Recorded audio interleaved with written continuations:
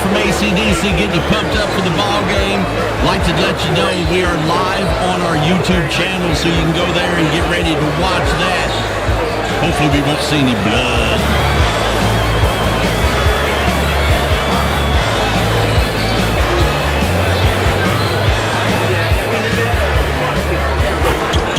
It's time for high school basketball on your local sports leader. Classic Hits 97.9 XFM. Let's go courtside for pregame information. It is championship game of the Effingham Teutopolis Christmas Classic. It's Teutopolis, it's Tolono Unity. I'm Matt Robinson, joined by Dustin White as we get set to bring you the action. Yeah, it's a tournament. It's the final day of the tournament. It's going to be running a little behind. This was scheduled to get underway at 2:30. We'll probably get it tipped off around 3:15 or so.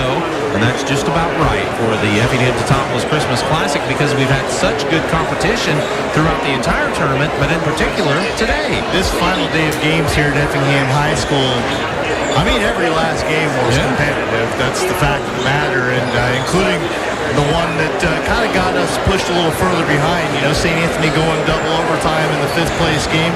But what an atmosphere we have in here. Whenever you get T-Town involved in the championship game of this tournament, you know people are going to come out. They're going to come out for this one, and you know, another local team in Tolono Unity didn't have too far to go. I'm guessing some Lawrenceville folks will stick around after the 3rd place game. This is what we like to see. This tournament is successful for a number of reasons, but getting championship games like this is a big part of it. It certainly is, and a lot of people were concerned with it being moved to an afternoon game because of the scheduling and the way it fell on the calendar. The tournament committee did the right thing in moving this up on this New Year's Eve day, and I think there's plenty of people here in the gym for this championship. As you mentioned, the Teutopolis fans have come out in force. Unity wants to see this game as well, but I look around and I see a lot of folks that don't have any direct tie to this tournament that have made their way into the gym to come and enjoy the action here at Effingham. Yeah, that's absolutely right. Love to see it. And keep in mind, as George mentioned before we kicked it out to the gym here, the live stream is available. How do you get to it? Well, the easiest way probably is just to go to 97.9 XFM. There's a banner that pops up right on our homepage there, and you can click on that and it'll send you a direct link to our YouTube channel, and you can also search 97.9 XFM on YouTube, and it'll get you to this game pretty quickly. That's right. We encourage you to do so. It's a fun atmosphere. We always live stream it no matter who's playing, but it adds a little something more to it whenever it is one of the teams that we cover anyway playing like it is T-Town today. So if you know somebody that might be interested, have them check it out on the live stream. Should be a great game to enjoy. It's Tolono Unity with a record of 10-1. Their only loss coming to their opponent today, Teutopolis, at 10-2. So it's the championship game of the 2025 Effingham Teutopolis Christmas Classic. We'll come back with more pregame information on the MERS Heating and Air Conditioning pregame show here on Classic Hits 97.9 XFM. Diedrich Bank is proud to be a sponsor of the Christmas Classic. Good luck to all of our area teams. Diedrich Bank, live for today, bank for tomorrow, member FDIC.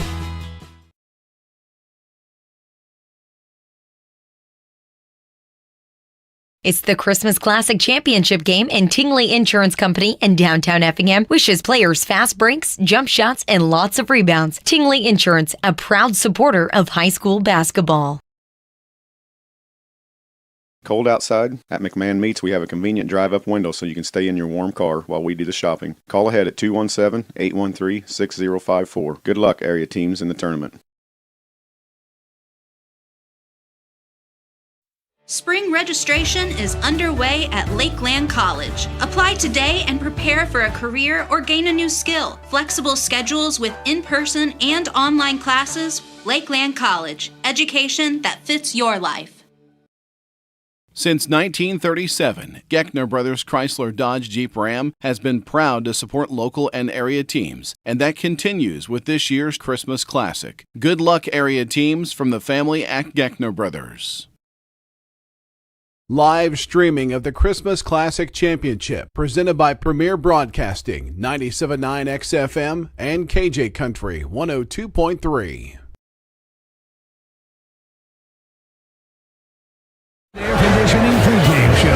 Serving the area since 1935, your authorized Lennox dealer.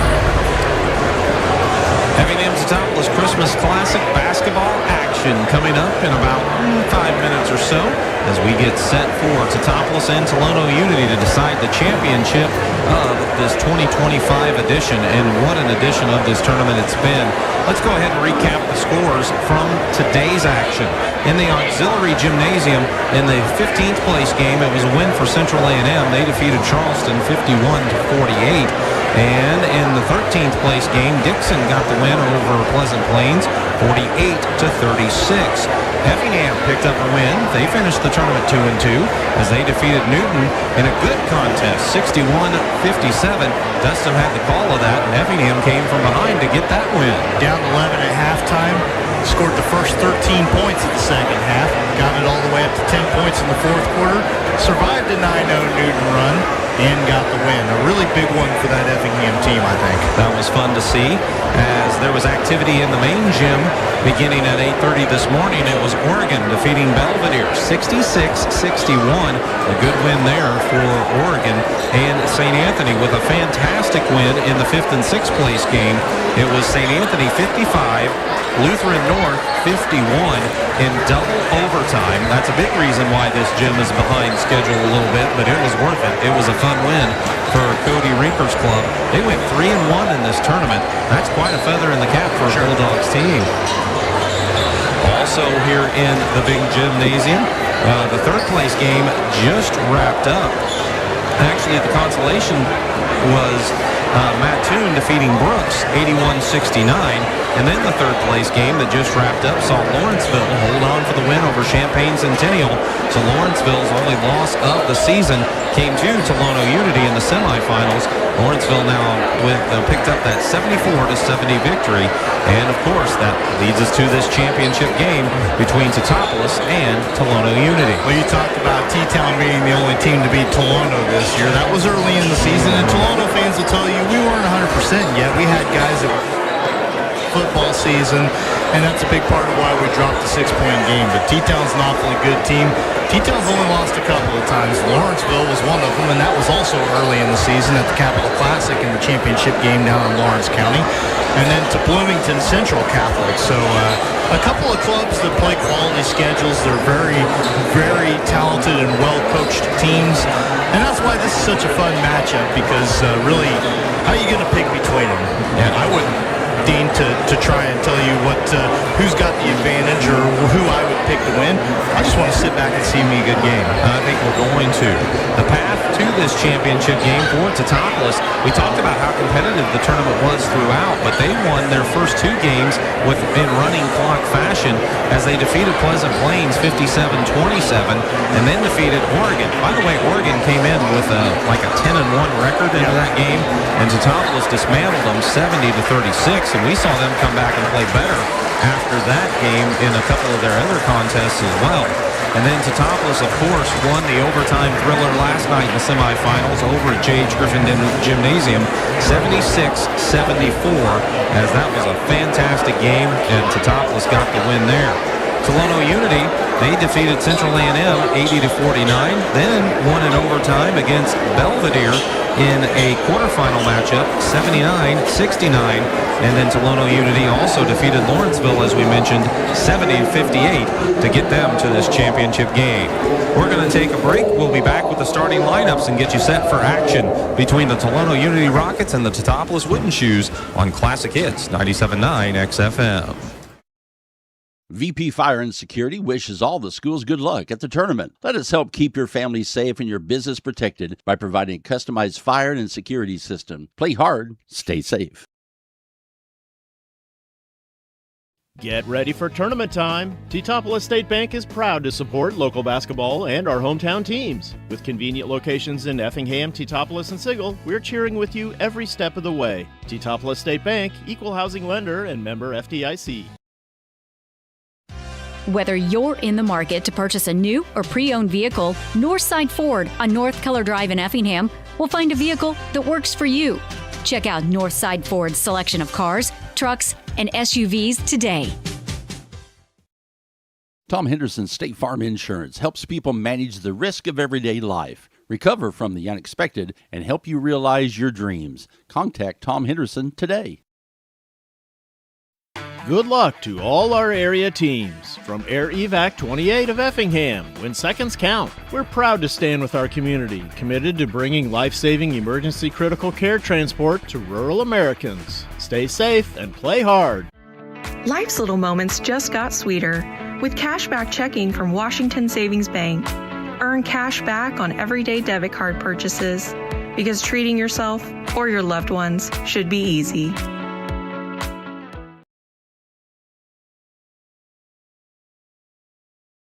Come see all the new and exciting Chevrolet and Toyota vehicles here at Dan Heck Chevrolet Toyota, South Route 45 in Effingham, or shop and buy 24/7 at danheck.com.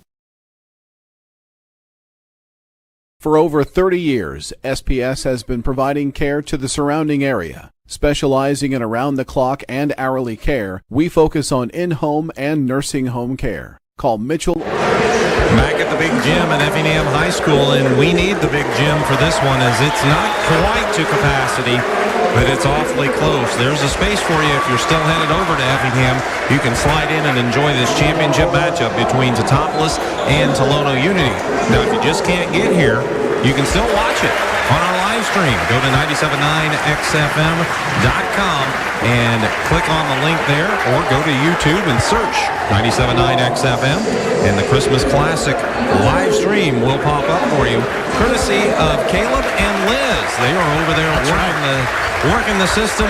We appreciate their efforts as we get set for the starting lineups. Let's go ahead and take a look at them. First for the visitors, the Teutopolis Wooden Shoes. They will start Isaac McWhorter, the 6-foot senior, wears number 2.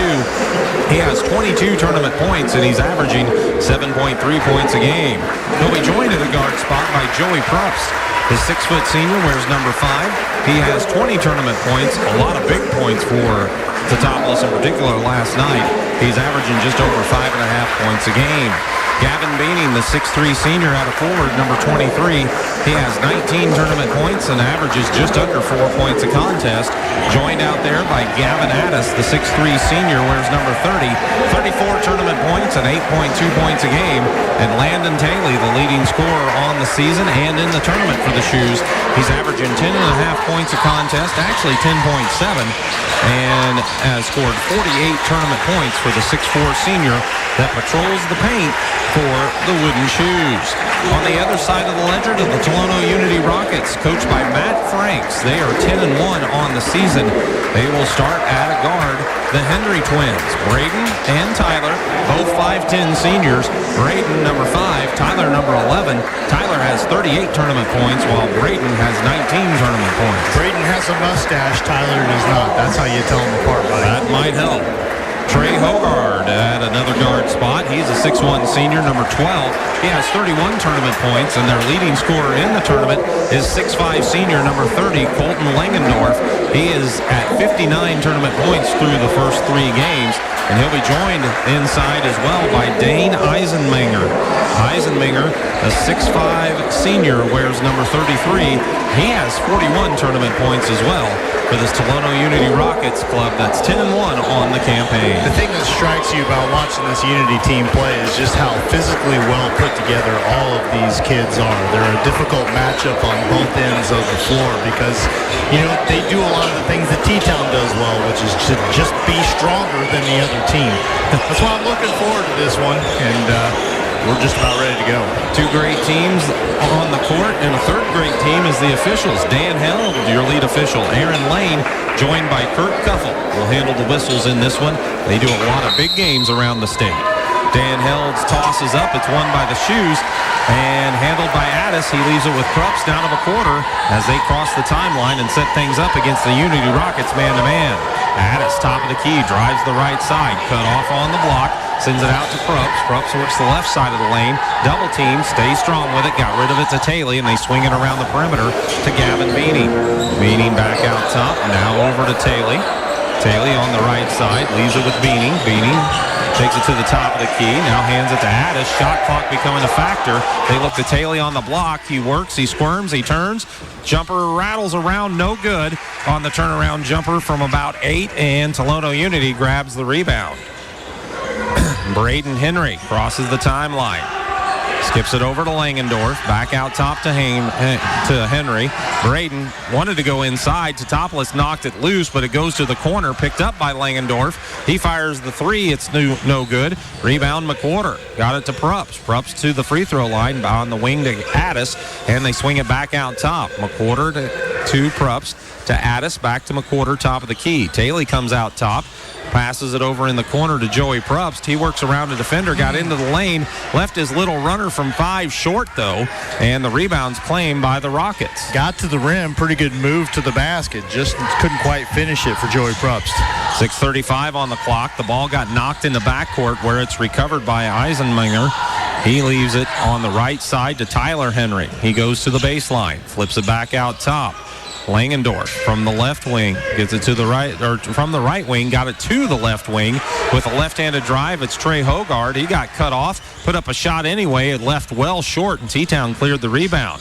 They push it up court. They've got it with Probst at the free throw line to Addis right wing. They get it inside to Taylor, posting up, spins, turns, shot off the glass, good. Boy, back to the basket. That's just old-fashioned post-up basketball right there. Almost a lost art, huh? You don't see it. You don't see it every game, that's for sure. 2 minutes into the contest, T-Town's up 2-0. Unity looking to answer, driving the lane. It's Braden Henry. He took it right down the paint, got to the left side of the rim, put up a shot, no good. Rockets eventually secured the rebound. Hogard was trying to put it back up, and he got fouled. Yeah, that's going to be the first foul of the game. It'll send Hogard to the line. Picking it up for T-Town is Joey Probst. So 5:47 to play in the first quarter. A few dribbles for Hogard as he puts the first free throw up, and it hit the front of the rim, bounced on the rim again, and then crawled over and dropped through for the first Unity point of the contest. Had that roll and just got over the rim enough to get home. Hogard's next one is nothing but net. He ties it at 2 with 5:47 on the clock. Man-to-man defense at the half-court line for the Rockets as McWhorter brings it across, leaves it with Probst, top of the key. He works to the left side, now back right side to McWhorter. McWhorter looks it over, goes to Probst again. Joey takes the baseline, spins it back out to Taylor. Top of the key three, it's no good. Addis flies in, grabbed the rebound, put up a contested shot, left it short. That rebound is tied up between Braden Henry of Tolono Unity and Gavin Beaning of Teutopolis. Possession arrow is going to give it to the Rockets. Pretty good look for Taylor at the top of the key, and a great job by Gavin Addis to come in there and get the offensive rebound, but another trip where the shoes couldn't finish something off there. Henry drives from the right side, took it all the way to the basket. Shot no good, but they're going to waive him for an offensive foul, I do believe. As I know, the official, yes. They do give him the... Yeah, I wondered about that because, quite frankly, McWhorter hacked him from behind, but I guess that they ruled that he was out of control anyway. He initially gave the wrong indication, but pointed to the right side of the floor. He corrected himself, and it's Teutopolis ball after the foul and the turnover. Yep, that's the first turnover of the game for either team. Hey, the officials, they're going to make a mistake or two, but they got that corrected. So Beaning has it right wing. Needs some help as he's picked up his dribble. Addis pops out top to receive it. Now back to Beaning again on the right side. He brings it to the top of the key. Over to Hogard. Over against Hogard. It's McWhorter. McWhorter penetrate. Gets it out to Beaning. 3 seconds on the clock to Probst. Baseline jumper is forced. From 15, it's no good. Rebound out of bounds. Addis again flew in for the rebound. Couldn't control it that time as he knocked it loose, but it will go to the Rockets. So shot clock, a little bit of a factor in the early going here. T-Town has taken a couple possessions very late into the shot clock. Tolono, several subs into the game now. We'll try to catch up for you as number 2, Mason O'Neill, is going to trigger the inbounds. Carter Schmid is the player he threw it to, number 3. He runs it across the timeline. Double team comes. He gets it back out top. Handling is Braden Henry. He's out there still. Brings it over to the right side. Gets a screen set for him. They roll to the basket with Langendorf. He got stripped of the ball as he came into the lane, and ripping it out of there was Gavin Beaning. To McWhorter, ahead to Addis, back to McWhorter to Beaning. Beaning top of the key, now drives to the right side. Shot no good. 2 defenders went with him, left Taylor open. He cleans up the glass as he has his 4th point of the ball game as he tipped it back up and in. Now Henry runs it up court quickly. They get it back on the wing to Schmid. His 3 is no good. Grabbing the board was Braden Henry, and as he put it back up, he was fouled. I believe they're going to say, yes, it was indeed on the shot. So a couple of free throws coming for Tolono Unity. And we're halfway through this first quarter, Dustin, and it's 4-2. Gavin Beaning has picked up his first foul, T-Town's second. It's a physical game, and that kind of shows itself sometimes with tough finishes around the rim. Teams are getting into the right spot to contest those shots. Braden Henry's free throw is good. Teutopolis is going to send 3 players into the ball game. That includes Jake Prups, number 14, Landon Beaning, number 22, and Kendall Meddy, number 24. Staying in the game is McWhorter and Taylor. Now, apparently we had a violation. I didn't see who the official pointed to, but somebody got a little too close to the lane before Braden Henry put the free throw up. So a turnover there for the Rockets, their third of the quarter. Third of the quarter. Most of those have come pretty recently in this game. They show a little full court pressure, handled easily by the Shoes. McWhorter brings it up to the right corner. Now gets it back out top to Landon Beaning, to Taylor, over to McWhorter. Works the baseline, then elects to go opposite of that. Drove into the basket, put up a shot in a crowd. It's no good. The officials are checking with one another after the ball was whistled out of bounds off of the Rockets, and they keep it with Teutopolis. I thought McWhorter might have got the last hand on it, but they're a lot closer than I am. Inbounds goes to Taylor to McWhorter. Left side of the top of the key three, no good. Rebound, Colton Langendorf for the Rockets. He just brings it up court himself. Got to the center circle and now leaves it with Braden Henry. He calls out the play with 3:30 on the clock. T-Town leads this one 4-3. They swing it at the high post to Langendorf. He gets turns, looks for a tough shot in the lane. Got the left-handed shot to go. Colton Langendorf's first points gives Tolono Unity their first lead. Teutopolis works the offense. They dump it inside to Meddy. Out to Taylor. Taylor from the top of the key. Backs into the lane. Turns. Puts it up with the right hand. No answer for Landon Taylor yet. He has all 6 for the Shoes. They're up 6-5. Yeah, he's and a lot of back to the basket stuff, man. Just brute strength in there. So Langendorf has it on the right side. 2:50 to play here in the first quarter. He gets it to O'Neal. He takes the right baseline, puts up a tough shot in the crowd, no good, and Prups come out of there with the rebound. He tried to get it up court to McWhorter, but that long pass is knocked away by Henry into the Tolono Unity bench. Speaking of bench, we see 3 changes for the Rockets and a couple for Teutopolis as Addis is back. He will trigger the inbounds to Davin Warman, who sees his first action, number 33. Warman takes it to the left side, now to the left baseline. Ball got left behind him, and apparently Warman was the last to touch it. Yeah, kind of just lost the dribbles. He was trying to cut that left turn there and lost the dribble behind him. T-Town's first turnover of the game, though. Dane Eisenminger is back for the Unity Rockets. He inbounded to Carter Schmid. Now back to Eisenminger in the backcourt. He crosses the timeline, picked up by Warman. Out top to Schmid. Schmid works to the right side all the way down to the corner. Come back to the wing, went back to the corner. Still hounded by Warman. Gets it out top to Hogard. Hogard traveled with it as he was out on the right wing, wanted to move to the hoop and got a little aggressive with the steps. Yep, just shuffled the feet a little bit. Kendall Meddy going to sit down. Jason Craik back onto the floor for the first time for the Shoes. He'd normally start for this team, but battling back from an injury, he sees his first action. Addis brings it to the right side. Now back out to the top of the key. Now to the right wing again. Looks for Taylor way out on the perimeter. Now to Gadda and Addis. They get it to high post to Craik. Craik hit Addis underneath, but the pass pulled him under the basket. He got it back out top to Taylor. They work it around to Beaning. His 3 from the wing, no good, but an offensive rebound for Addis out to Taylor. Taylor knew he traveled with it, and then he heard the whistle. And that turnover gives it back to the Rockets, who trail Teutopolis by 1, 6-5. Second T-Town turnover. Well, we're 6 minutes and change into this game, and there's not a lot of offensive flow for either team. But again, I'm not surprised by that. No. Physical defense, it's hard to get the looks you want. Working it across the timeline in a crowd out top and getting it stolen is Schmid. Craik took it away, leaves it with Warman. Warman on the right side, no good. Taylor had a chance at the putback. He misses it in a crowd. Grabbing the board is number 32, Tyler Strand, in there for the first time for the Rockets. He drove to the left side. Layup missed. T-Town got the rebound. Then it's taken away by Carter Schmid. He went for the dunk. It was no good. This battle over the boards led to a foul, and we got to sort this out still. Or was he just out of bounds? Looked like he pointed as if to say he pushed, but I think he was just pointing, saying out of bounds off of the Rockets. That's the best estimation I can come up with. T-Town's got the basketball. Lots just happened right there.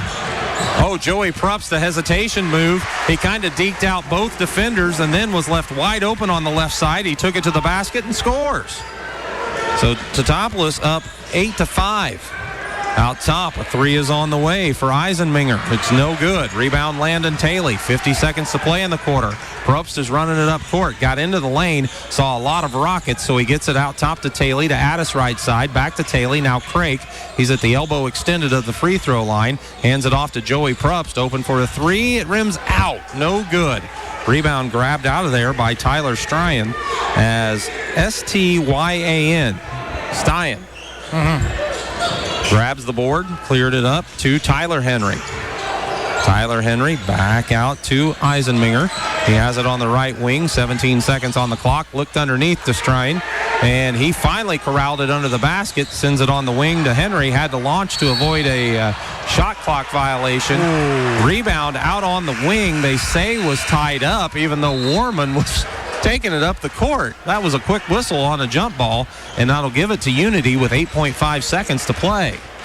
I guess I got to give Warman the rebound and then a turnover on the tie-up, but I hate to give that to T-Town. Or else you could just say it was a jump ball rebound, I guess. Yes. I don't know, man. 5 seconds on the clock after the inbound. Shoes playing the man-to-man. They get it to Hogard. He's at the volleyball spike line. Can't get a shot away. Threw it over to Eisenminger, but he had no time to launch as the quarter came to a close. Great defense for the Shoes as we have a low-scoring affair, but a great game in the championship of the Effingham Teutopolis Christmas Classic. It's T-Town 8, Tolono Unity 5 on Classic Hits 97.9 XFM. Hi, this is Kathy from Barlow Lock and Security. Secure your home or business with a customized system from us. Good luck, area teams, in the tournament.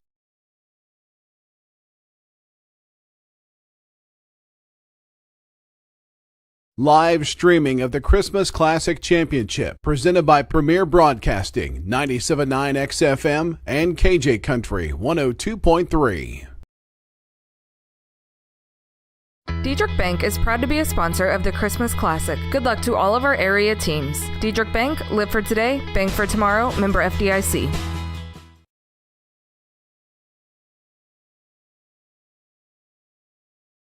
It's the Christmas Classic Championship game, and Tingley Insurance Company in downtown Effingham wishes players fast breaks, jump shots, and lots of rebounds. Tingley Insurance, a proud supporter of high school basketball.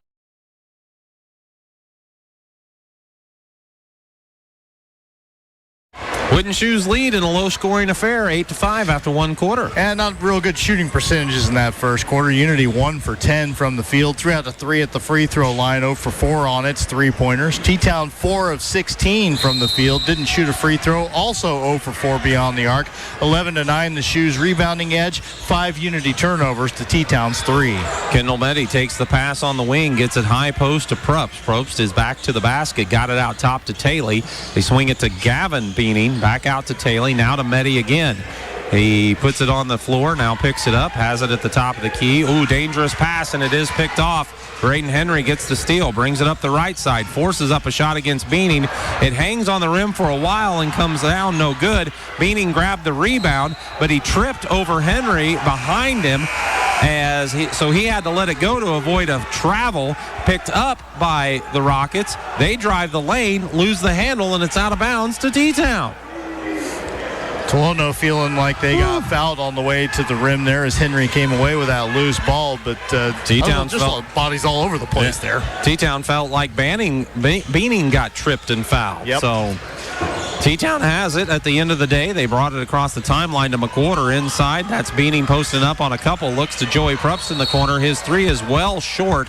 And on the rebound, there's a foul on the floor, and it's going against the Rockets, I do believe. Yep, it's going to stay on this end of the floor. First foul of the quarter, and that belongs to the Rockets' number 12, Trey Hogard.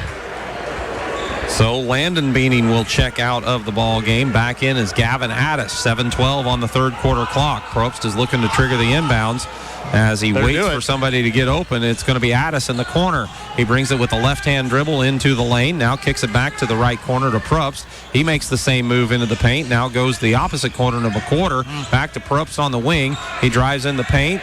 7 seconds on the shot clock. McWhorter gets it out top to Probst. Probst moves down the right side. Turnaround jumper in the lane from 7. No good. Tough shot, and it came up short. Rebound for Braden Henry. He fires a pass. Whoa, he threaded the needle. Got it inside. Shot no good by Langendorf as T-Town collapsed on him, and then Addis grabbed the rebound. He brings it up court. Got to the free throw line. Got knocked to the floor, and there's a foul whistled against the Rockets. Boy, this is, I said this last night during the T-Town Centennial game, not a game for the faint of heart. This isn't either.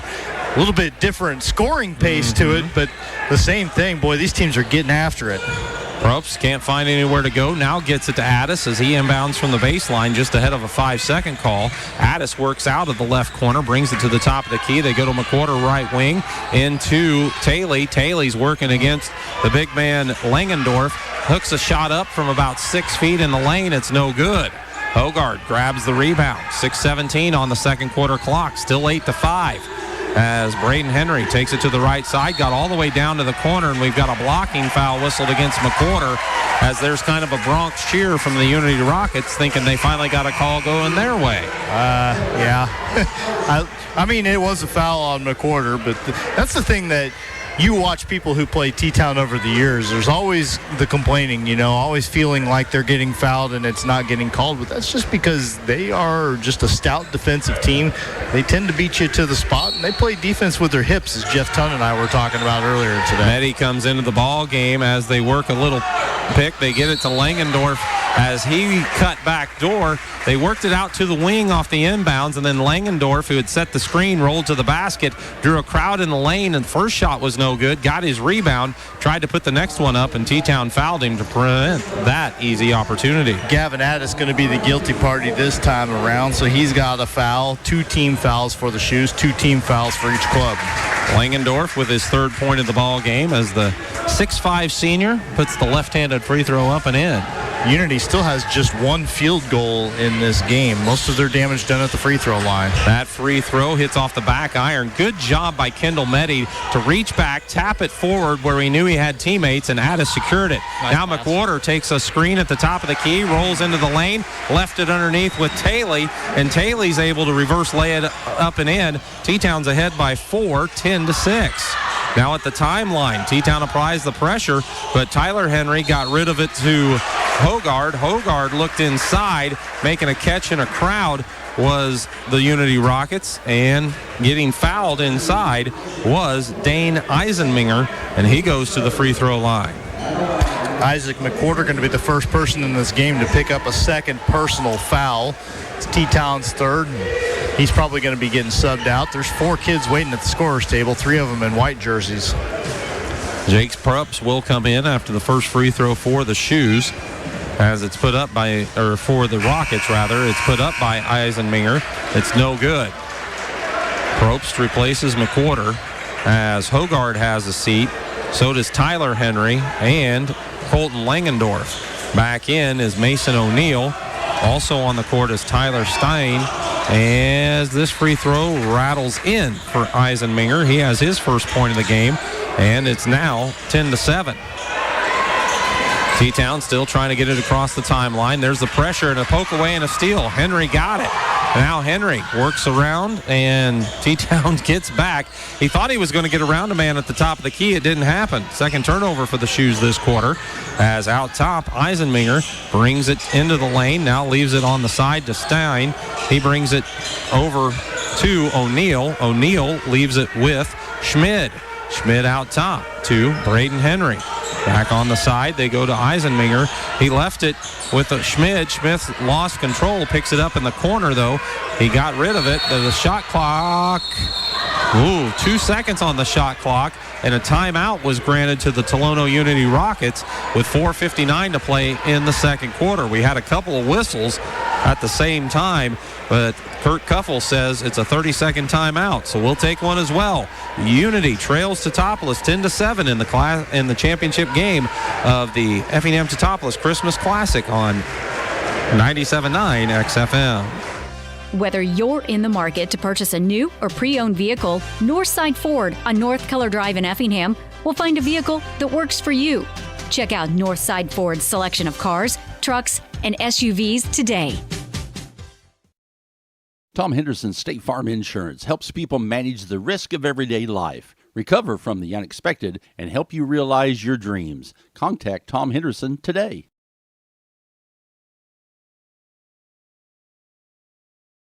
Two seconds on the shot clock, inbounding from the sideline. It's the Unity Rockets. They get it out top. They throw it back to the inbounder. Eisenminger loads up for a three. He didn't connect. Rebound for Taylor. Got a pretty good look, all things considered. A little deep, but about as good as you're going to get in 2 seconds.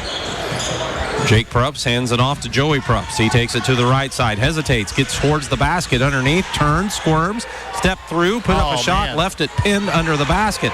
Loose ball rebound. Everybody's on the floor except Braden Henry, who gets it on the wing. He pushes it up court to Dane Eisenminger. Getting back to commit the foul was Joey Prups, I believe, but that'll send Unity back to the charity stripe.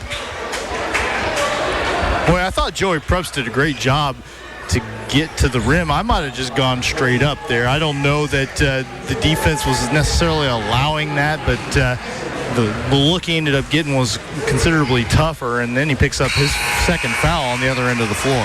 Eisenminger just banked the free throw in, but it counts just the same. It's now 10-8 as the Rockets will send Tyler Henry into the ball game. He replaces Tyler Strand. Flex says we got about 250 people currently viewing the live stream, and you got to imagine that's, there's some people gathered around, so that's a good crowd. Eisenminger's free throw this time is nothing but net, so he hit them both, makes it 10-9. Teutopolis with the lead. Now they're facing some full court 1-2-1-1 pressure. They got it in the middle of the court to Taylor. He fires it ahead to Meddy. Meddy on the right wing. Got it back to Beaning. Then to Meddy again. Meddy brings it out top. Leaves it with Addis. Addis goes high post to Taylor. Skips it over to Jake Prups on the left wing. Prups brings it back out top. His pass is tipped, but it's knocked back to him. He takes it in on the right side. Got his man in the air, and the official correctly ruled that he was trying to shoot, even though he really didn't get the ball much more than 2 or 3 feet above his head because of the defender crashing on him. You can't get your hands above your head when another guy is basically sitting on you, which is what happened when Eisenminger left his feet. And I think this is the right call. Prups with a couple of free throws. First one's good. Matt Franks doesn't think it's the right call. He's asking the official about it. But the free throw, like you say, is good for Jake. It's his first point of the ball game, and I think that's T-Town's first made free throw, isn't it? It's the first one they've taken, the first one they've made, and now Prups is 2 for 2.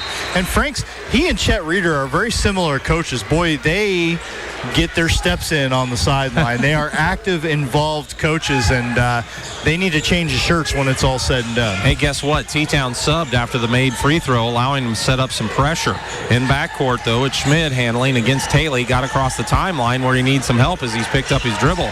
Tried to hand it to Eisenminger. It was Landon Beaning who knocked it loose. Taylor picked it up. He tried to throw it ahead to Gavin Beaning. It got knocked away. Taylor picks it back up and lays it up and in. Look what I found.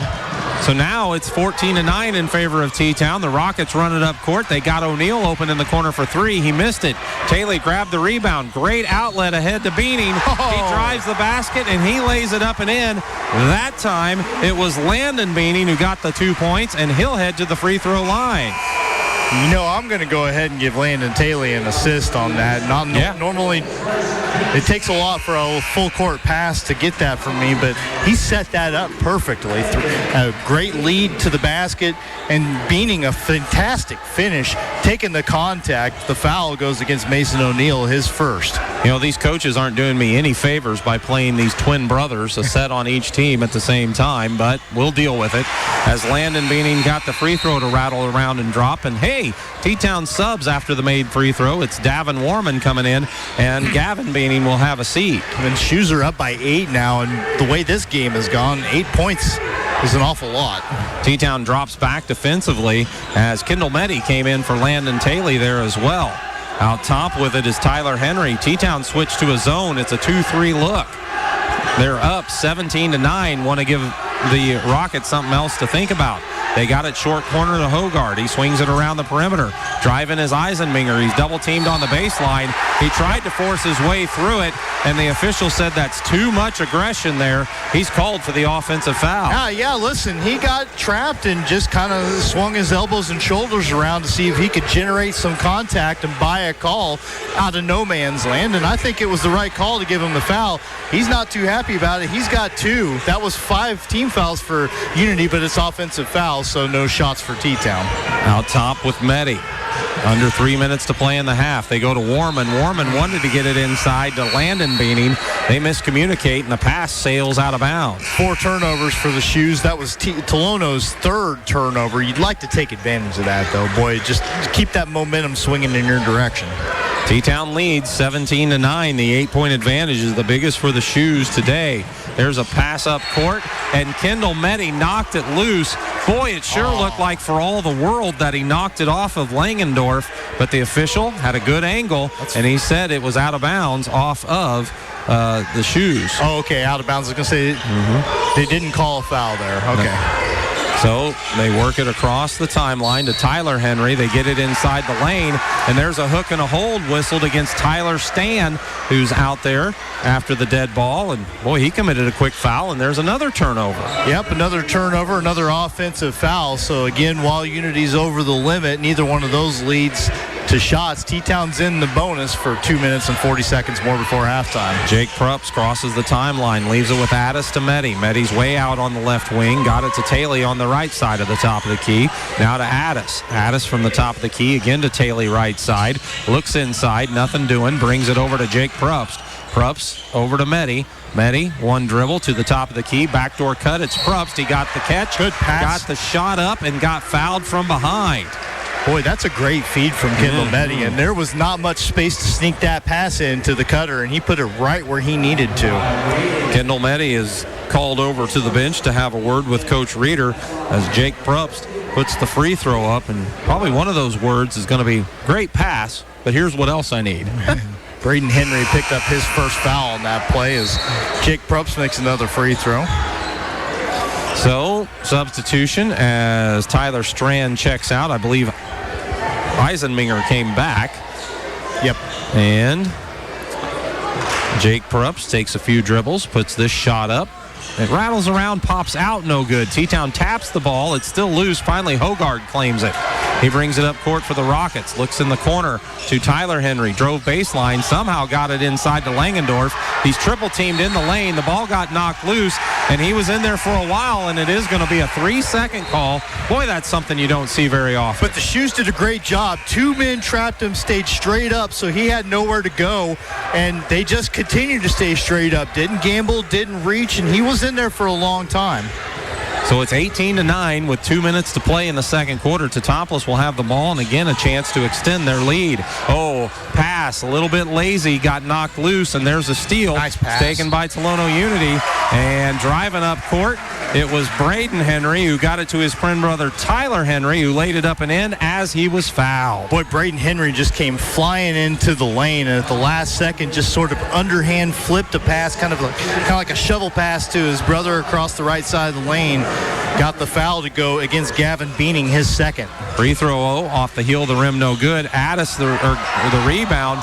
Boy, he almost traveled with it. The Unity fans are convinced he did, but the official said he got it away safely.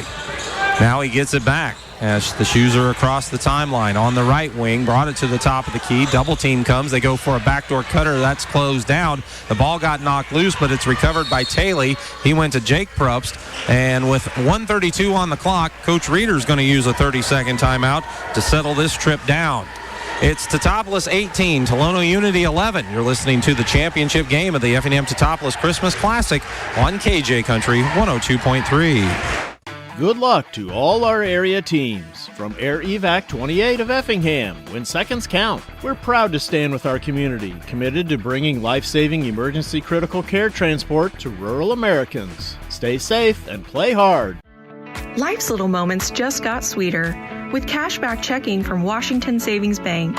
Earn cash back on everyday debit card purchases because treating yourself or your loved ones should be easy. Teutopolis leads 18-11, a minute 32 on the game clock. What do we got on the shot clock? It looks like 14 seconds.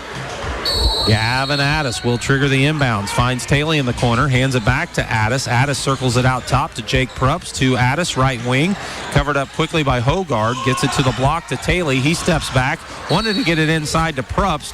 Probst felt like he was pushed from behind when that pass came in. It hit his hands, then hit Henry's hands, and went out of bounds on the baseline. It'll belong to the Shoes. 4 seconds on the shot clock. Probst is looking for somewhere to go. Went to Kendall Meddy, and he can't save it as it goes into backcourt. But T-Town does get it. They work it back to Probst. 3 on the way. Shot clock is showing 0 for a long time. There was no violation, but it was an air ball on the shot. And Langendorf grabbed the rebound. So at the end of the day, Unity has the ball, and that's as it should have been.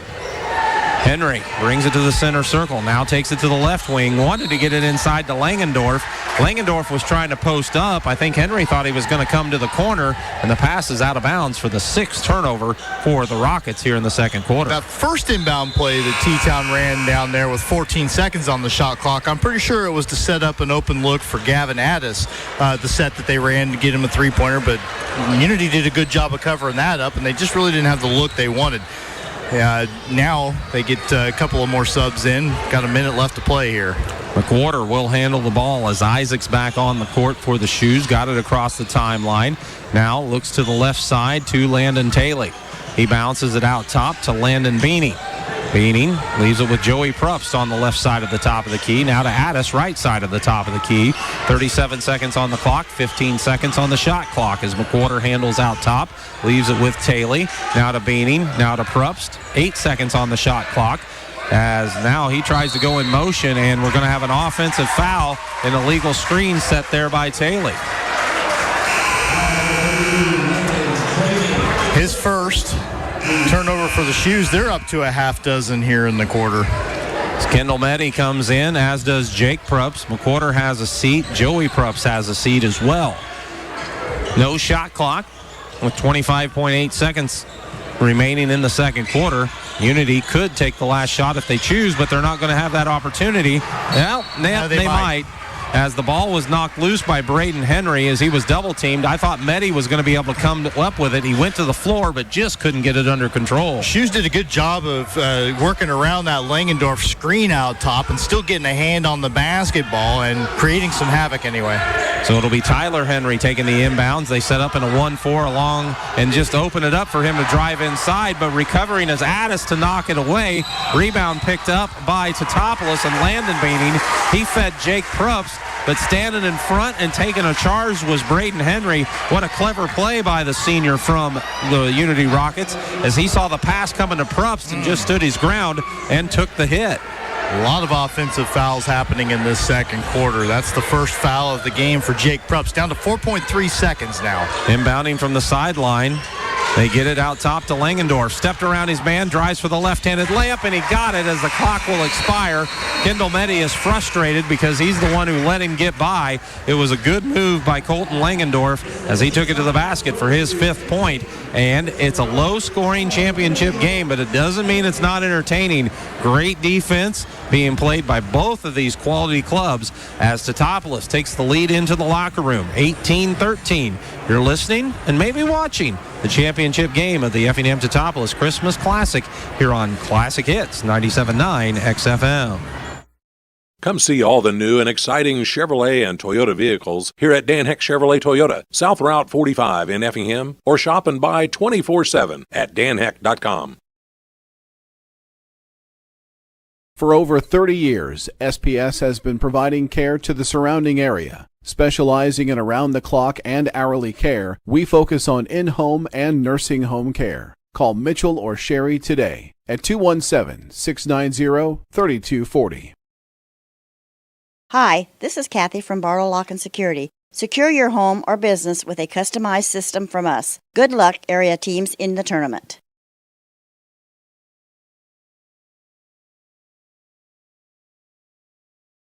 Live streaming of the Christmas Classic Championship presented by Premier Broadcasting, 97.9 XFM and KJ Country 102.3.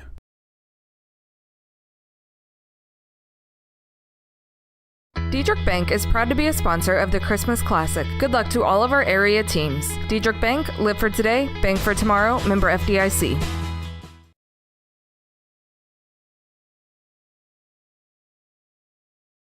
It's the Christmas Classic Championship game, and Tingley Insurance Company in downtown Effingham wishes players fast breaks, jump shots, and lots of rebounds. Tingley Insurance, a proud supporter of high school basketball. This is the Compass Advisory Group Halftime Show. 30 years of experience helping clients grow and protect their wealth. Call Kirk Strohmeyer at 217-347-9697. Securities and investment advisory services offered through Osaic Wealth Incorporated. Member FINRA SIPC.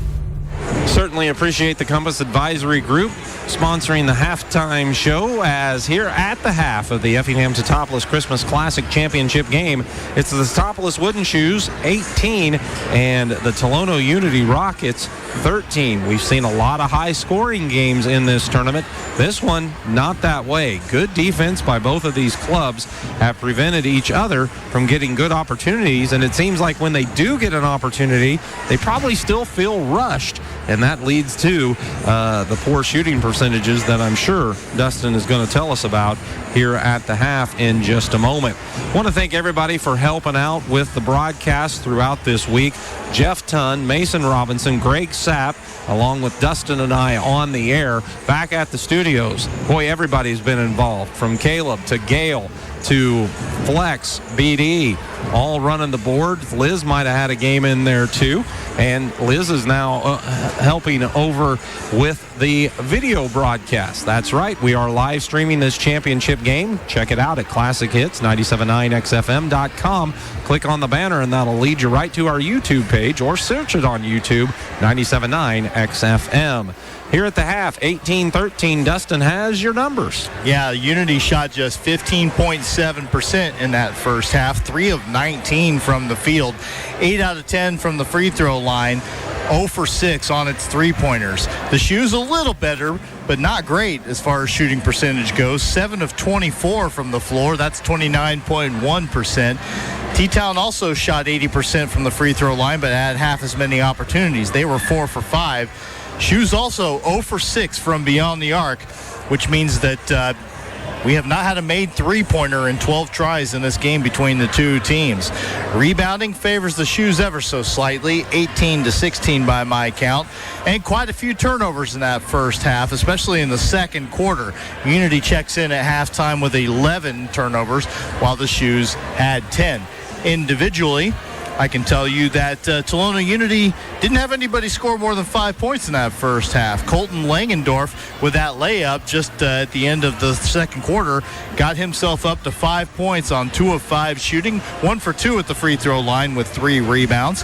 Dane Eisenmenger had 3 points, all at the foul line. He was 0 for 2 from three-point range, went 3 for 4 from the charity stripe. 2 points for Tyler Henry on 1 of 3 shooting from the field. He missed a three-pointer. He also missed a free throw. He had a rebound. Trey Hogard, 0 for 2 from the field, 2 out of 2 at the free throw line for his 2 points. He does have 4 rebounds. Braden Henry has 4 rebounds as well to go with 1 point. He was 0 for 2 from the field, made the only free throw he took. Remember, he was on the line getting ready to shoot a second one when a violation was whistled against Unity that caused him to not get that second opportunity. So just 1 point for Henry. He also has an assist. Off the bench, Mason O'Neill and Carter Schmidt have each gone 0 for 2 from the floor, while Tyler Stein has not scored. He's 0 for 1 from the field. He's got 3 rebounds. So those are the 8 kids that have played for the Unity Rockets. For T-Town, Landon Taylor's got 10 points. By wide margins, the highest scorer in this game. He's also got more rebounds than anybody else. He's got 10 points on 5 of 9 shooting. He missed the only three-pointer he took today. He's got a half a dozen boards, and he's dished out an assist. 3 points off the bench for Jake Brupst, all at the foul line. He's 0 for 1 from the field. That was a three-pointer, but he's hit 3 out of 4 free throws. Landon Beaning converted on that traditional three-point play in the second quarter. He also missed a three-pointer, so he's 1 for 2 from the field, made the only free throw he took.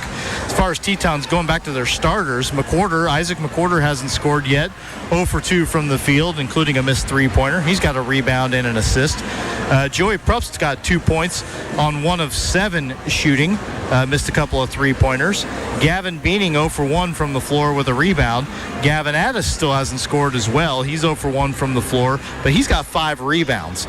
Jason Craig played briefly in this game. He did not attempt a shot during his time on the floor, while Davin Warman went 0 for 1 from the field. That was a 2-point try, and he also has a rebound. So the Shoes going a little deeper off the bench, playing their usual 5 subs. They've gone 10 deep altogether. Quarters of 8 and 10 for the Shoes, 18 points. Quarters of 5 and 8 for the Rockets, 13 points. It's the Wooden Shoes leading Tolono Unity 18-13 at halftime of the championship game of this Effingham Teutopolis Christmas Classic. Matt.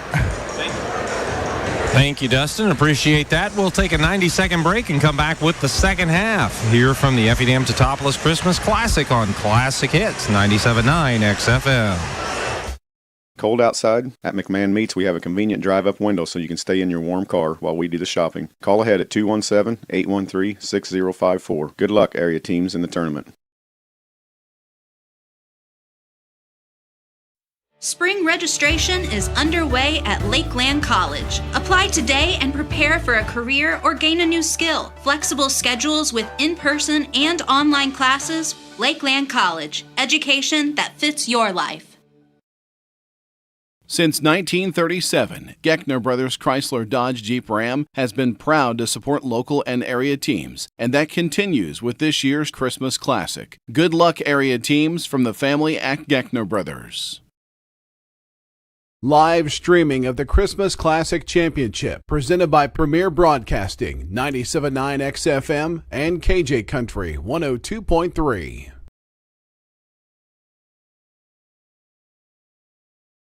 VP Fire and Security wishes all the schools good luck at the tournament. Let us help keep your family safe and your business protected by providing a customized fire and security system. Play hard, stay safe.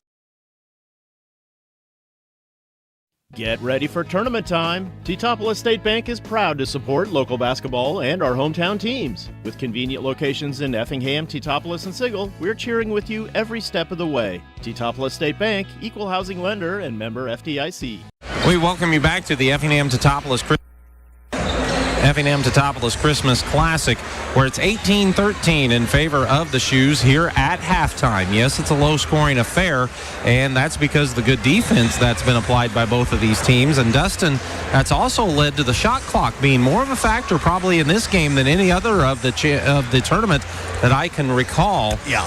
And part of that, there was a shot clock violation for the Shoes as they got it down in the corner, fired up a shot that was clearly after the shot clock, but nobody heard the buzzer. At the half, the officials had them put some time on the shot clock. They wound it down, and then the buzzer did work that time. Yeah. So they were double-checking that as the teams were in the locker room. They've been using it, but there hasn't been a crowd quite like this in the gym to have it. So you put that in your back pocket. You know, if you're part of the staff here at Effingham High School, you understand that, boy, it's when you get a full house in here, it can be a little bit difficult to hear. I don't know if that's adjustable or not. Really have not a lot of frame of reference, but that's what happened there. And it didn't end up mattering. No. It was not consequential to the game, and that's what you want to hear. One thing that caught my ear with your stats, both teams 0 for 6 from beyond the arc. Right. Earlier today, Lutheran North was 1 of 12, and St. Anthony 1 of 20 from beyond the arc in their game in the 5th place contest. You can wonder if fatigue is a part of that as well. All these games in just 3 days. Well, you say fatigue. I was wondering if the rims are cursed. I think maybe your assessment's probably a little more on the money. Unity ball to start the second half of action. They worked it around the perimeter. T-Town in the man-to-man. Unity still holding out top. Henry's looking for a way to set the offense. Went to Eisenminger on the wing. He drove in. His man fell down. Kicks it over to Braden Henry.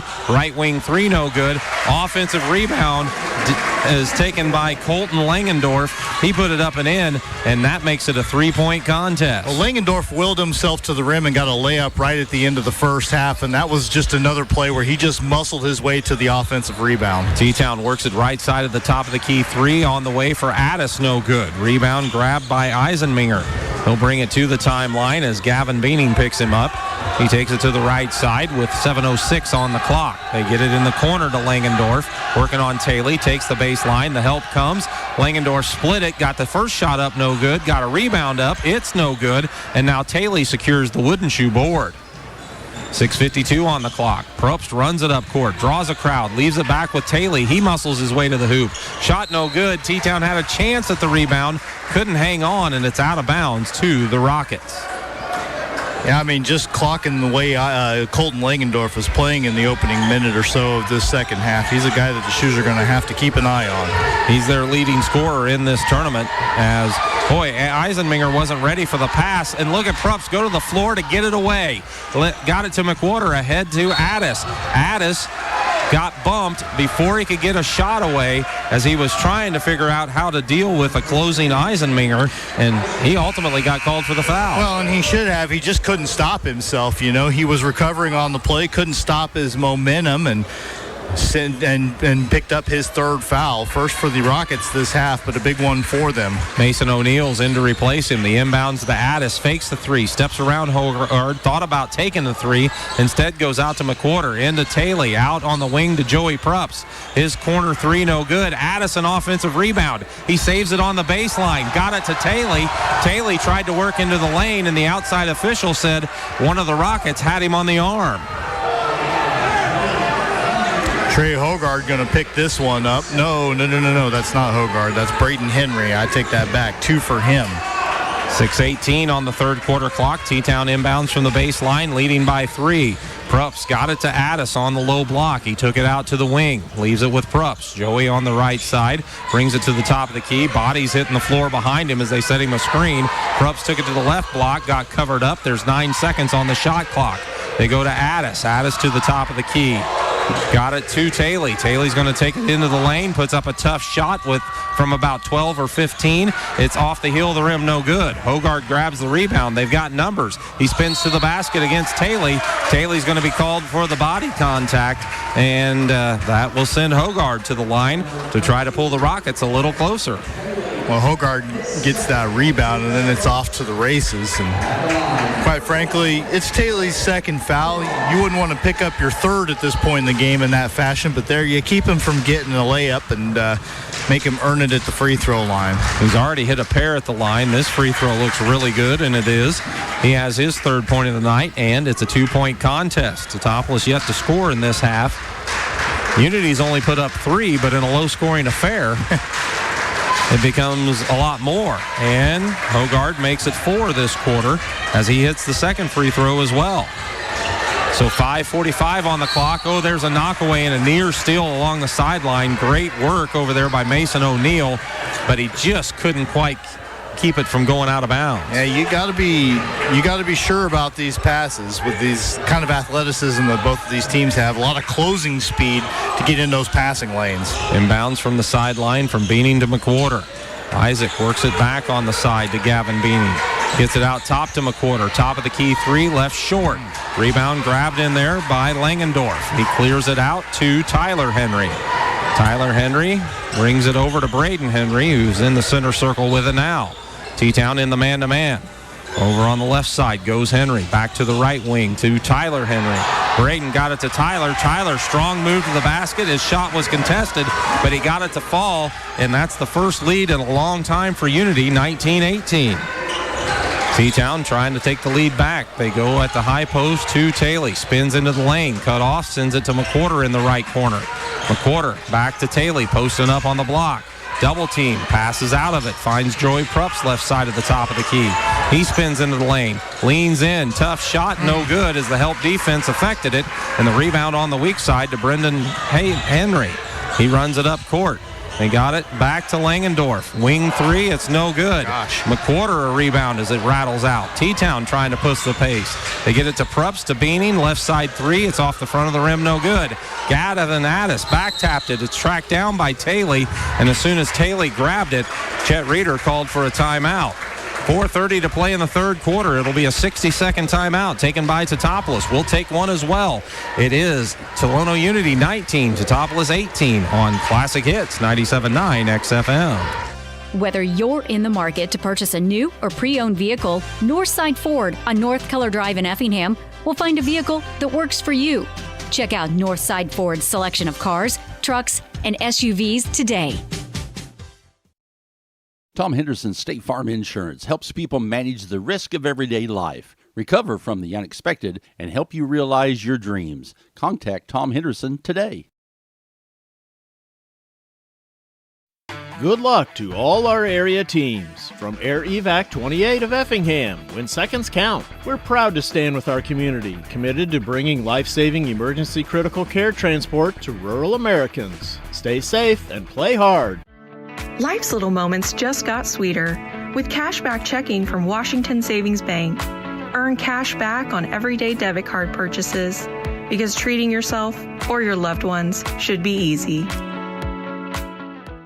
Coach Reeder took the timeout with 4.5 minutes to play in the third quarter. His shoes have yet to score, while Unity has put up 6 to take the 1-point advantage. T-Town's 0 for 7 from the field. 4 more three-pointers they've missed. They just cannot get the lid off.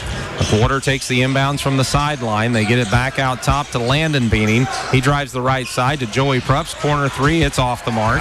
Rebound, Braden Henry. He'll trot it up court for the Rockets. They got him an open look, ran a little set play out of the timeout and didn't hit anything. Get it to the high post to Colton Langendorf. He's working on Medi. Tough move. Got to the basket on the right side. Got it to go.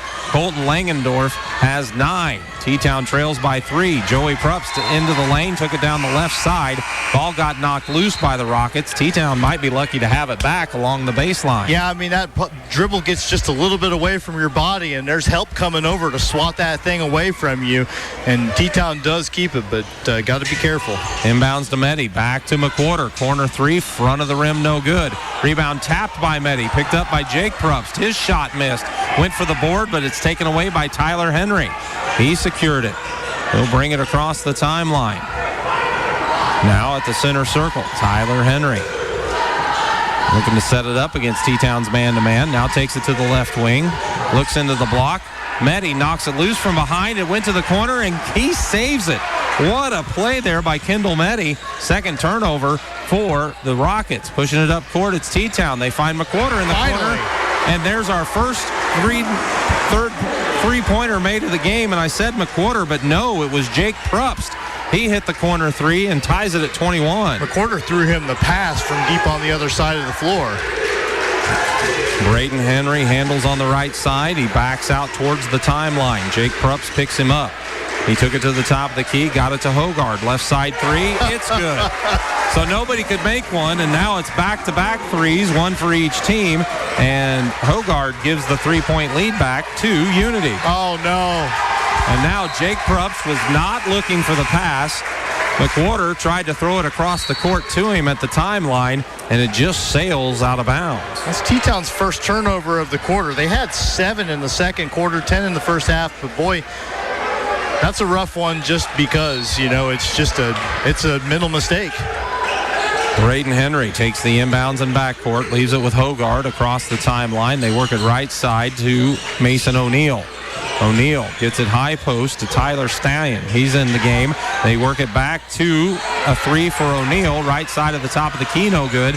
But there's a rebound for Stein. He takes it into the basket on the left side. It rims out, no good. Medi this rebound. Ahead to Prups. Now to Beaning. Beaning rifles a pass underneath to Addis. Addis gets it back out top to Prups, to Medi, to Addis. Corner three on the way is good. Boy, all it took was somebody seeing a three could be made, and now they're reining them in. It's possible, boys. 24-24 the score. 2:07 to play in the third. They try to trap. Henry gets it off of the pass. They work it on the right side to Mason O'Neal. He knocks down a right side three. T-Town pushes it ahead to Addis. Addis gets in the lane. Turnaround jumper.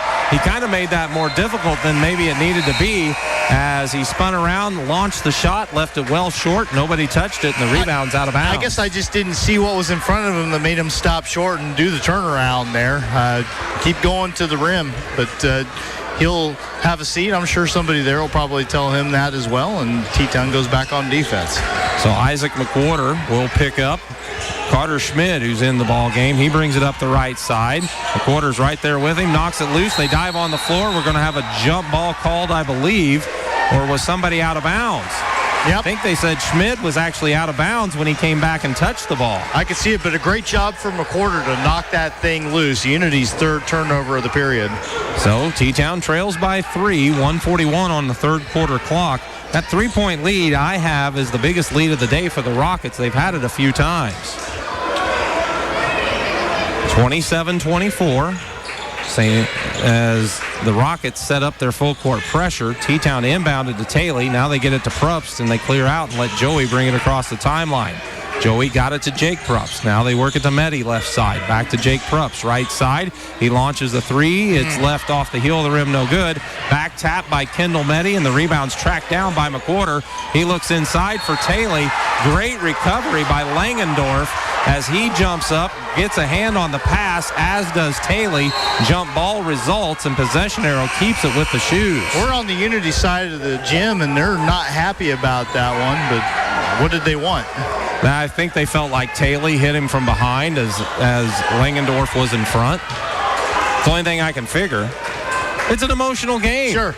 I guess you know it's a good game when people on both sides of the gym are starting to get pretty hot and bothered. 27-24. Medi took the inbounds in the corner, and away from the ball, I think Taylor was trying to post up, and he got hit from behind by Langendorf. That's 2 for Langendorf, 3 for the Rockets. Gavin Addis is going to return to the shoe lineup. Checking out will be Jake Probst. Here comes Tyler Hogard back in, and Colton Langendorf's going to get a break on the bench. Maybe just to kind of settle him down. There's the inbounds. Addis popped wide open. Hogard recovered to make the shot difficult, but Addis hooks it up and in as he spun, went to the middle of the lane, and got the little hook shot to fall.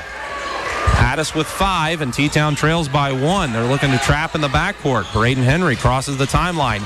Rifles a pass underneath to Mason O'Neal. He put up a shot. It was missed, but the rebound grabbed in there by Tyler Stein, and he tried to put it up, and he got fouled. Yeah, good defense on the initial shot, but Stein snuck in there and grabbed the offensive board. Foul goes against Kendall Medi. That's 1 for Kendall. Second team foul for the Shoes. So Tyler Stein at the line. Free throw off the heel of the rim, no good. So it remains 27-26, Unity leading by 1, 56.3 seconds to play in the third quarter. Kendall Medi will have a seat as Landon Beaning comes in to replace him. Here's the next. This one's short. Rebound grabbed by Addis. Great box out by the Shoes all over the court. Joey Probst got it to McWhorter to bring across the timeline. He takes it to the right side of the top of the key. He's picked up his dribble, looking for help. Finds Joey Probst on the left wing. Probst, they clear out for him. He tries to take the baseline, can't get there. Good defense by Tyler Henry. They send it to McWhorter. He lobs it in the lane to Taylor. Taylor to Beaning. Landon tried to take the right baseline. Nothing there. Back on the wing to McWhorter. He drives in. Left-handed scoop layup. No good. Rebound Taylor. The ball's loose. Picked up by Prups. Jumper from 15 to beat the shot clock. Missed. He left it short. Addis grabbed the rebound. Out to McWhorter for three. It's no good. Taylor dives for the rebound. Clears it out top.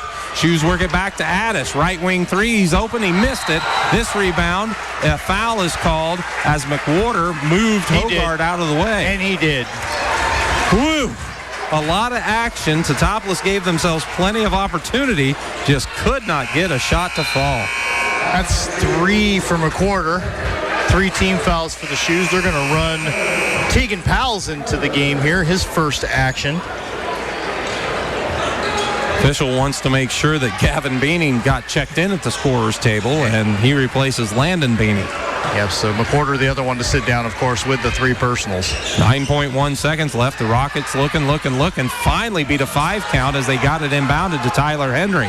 6 seconds on the clock. He rifles a pass up court. It's knocked loose by Taylor. Gavin Beaning had a chance at it. He got knocked down. It's picked up by Unity. The shot from about half court, no good, as a wild third quarter comes to a close. It's Tolono Unity 27, Teutopolis 26.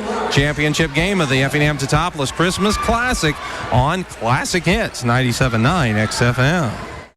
Come see all the new and exciting Chevrolet and Toyota vehicles here at Dan Heck Chevrolet Toyota, South Route 45 in Effingham, or shop and buy 24/7 at danheck.com.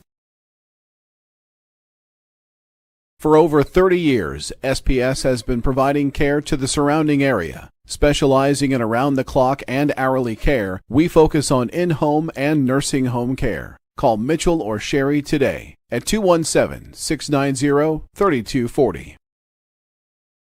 Hi, this is Kathy from Barlow Lock and Security. Secure your home or business with a customized system from us. Good luck, area teams, in the tournament.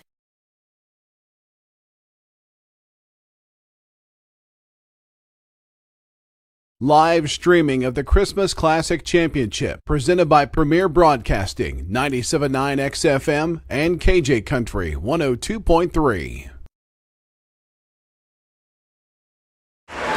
The Rockets have their starting 5 on the court to begin the fourth quarter. Teutopolis responds with the same, as we'll get to Dustin's third quarter stats as we can. Rockets inbound in backcourt. They've got it with Braden Henry on the left wing, matched up with Prups. Joey tries to cut him off, but Braden Henry makes a nice move into the lane. Strong with the right hand, got the little runner right at the bucket to go. It's 29-26, back to the 3-point lead for Unity. T-Town working it around the perimeter. Oh, a dangerous pass was knocked away by Braden Henry. Out of bounds. It'll stay with the Shoes. Unity was 5 of 12 from the field in the third quarter, 2 of 4 at the line, 2 of 5 on three-pointers. T-Town 3 of 19 from the field. Didn't shoot a free throw. 2 of 11 from beyond the arc. Another stat, 300 people watching on our YouTube stream now. T-Town inbounds from the sideline. Probst held it out top. Now got it to Beaning right side of the top of the key. He skips a pass to nobody. Kind of split Addis and Jake Probst, as each thought the pass was for the other, I think. Get those butterflies under control here. Again, it's a 3-point game right now, but any little swing, any 3 or 4 trip possession run for a team is going to probably make the difference in this ball game. Inbounds and backcourt to Tyler Henry. He works against Joey Probst, got it to the timeline, then flipped it over to Hogard. Hogard got it to Braden to Henry on the right wing. They go out top to Langendorf. He drives from the top of the key to the left side. Left the layup off the glass on the side of the rim. No good. Shoes the rebound. Pushing it up court is Gavin Beaning. He got it to Addis. Addis stops in the paint as he worked into the lane. Now kicks it back out to Joey Probst. Again to Gavin Addis. They swing it around the perimeter to Jake Probst. Right side of the top of the key, back to Joey on the left wing, to Jake, right side of the top of the key again. One dribble, he's picked it up, now he needs help. Gets it to Gavin Beaning, left side. 7 seconds on the shot clock. Shoes have it with Addis. They skip it to Taylor. Taylor into the lane, rises on a jumper from 15, no good. Rebound grabbed out of there by Eisenmeyer. 6:25 on the clock. The Unity Rockets could extend to their biggest lead of the game, 29-26. They have the ball in the lead. Braden Henry off the top of the key, got it to Tyler, or ran it down the left side of the lane, got out of control, and T-Town takes it away. Shoes push it up court. Oh, a nice pass from Joey Prups into Landon Taylor as they kind of didn't allow the defense to set up. Taylor got the right side layup to fall as he was fouled. Chance to tie us up, like you said. Foul goes against number 12, Trey Hogard. His first team foul for the Rockets. Rockets send Mason O'Neal into the ball game. Braden Henry sits. Jake Prupp sits for Teutopolis as they brought in Isaac McWhorter. Now Landon Beaning will head to the bench, Gavin Beaning will head to the bench as Kendall Meddy comes in to replace him. Taylor trying to convert a three-point play. Puts the charity shot up, looks short, barely grazed the rim, and the rebound's grabbed by Langendorf. He calls for a guard to come get it. Carter Schmidt obliges. He works to the top of the key, takes it over to the right side, still at the volleyball spike line, now works it over to Langendorf on the wing. Wants to go against Meddy, backs into the lane, got double team, left it with Hogard on the right side. He goes inside, there's a double team, he shoots over it, no good. Rebound Taylor, he passed it ahead to Addis, it was knocked loose, but Probst was there to get it. He's at the top of the key to Taylor, now to Meddy, left corner. Meddy brings it back out top. Looks for help, left it with Taylor. Skip pass too far to make that one. As it's picked off by Hogard, he drives to the left side. Shot is good. Addis got back to challenge it, but Hogard stayed strong and put it up and in. Second turnover for the Shoes this quarter. Addis tries to get up court, hustled against Hogard, and then Hogard initially got back in good position to shut him down. Addis kind of stopped and then went back at him, and Hogard just shoved him. Yeah, he didn't, and I really think that Hogard, he picks up a third foul, and his coach pulls him out right away to just sort of calm him down a little bit. So 5:15 on the clock. It is Unity leading 31-28 as T-Town will trigger the inbounds from the baseline with Joey Prups. And I'm guessing the message there is, we need you out there, so get it under control. T-Town works it around the perimeter after the inbounds from the baseline. They get it back to Prups. 20 seconds on the shot clock. Hey, there's Kendall Meddy for his first shot for three. It's around and out. No good. He knocked down 5 of them in the semifinal last night. Just couldn't get that one to roll, and the Rockets grabbed the rebound. Tyler Henry across the timeline, works to the right side, leaves it in the corner to O'Neal. His defender fell down. They got it in the corner to Tyler Henry. His three up from the right side, way off the mark as Meddy grabbed the rebound. Left it with Joey Prups. He tried to take it to the left block, kicks it out to McWhorter. A three rattles around, and it drops in for Isaac. His first points of the ball game ties this up at 31. 4:27 on the clock is getting it to the timeline as Tyler Henry. He brings it towards the top of the key, now leaves it over to O'Neal. O'Neal lost the handle. Meddy again in the area as it's picked up by Gavin Beaning. He kind of slow rolls it up court, got into the lane, didn't like the look, left it with Probst. Probst draws a double team as he penetrates, goes back on the right side to Beaning. Shot no good. Up high for the rebound is Langendorf for the Rockets. Yeah, I mean, Meddy he got that steal, the knockaway on the other end, but on that shot, you could just tell that it wasn't quite in rhythm for Gavin Beaning. Now we got a timeout. It's taken by Unity as they cross the timeline. We'll be back in 60 seconds with half of the fourth quarter to go. We're tied at 31 here on Classic Hits 97.9 XFM. Diedrich Bank is proud to be a sponsor of the Christmas Classic. Good luck to all of our area teams. Diedrich Bank, live for today, bank for tomorrow, member FDIC.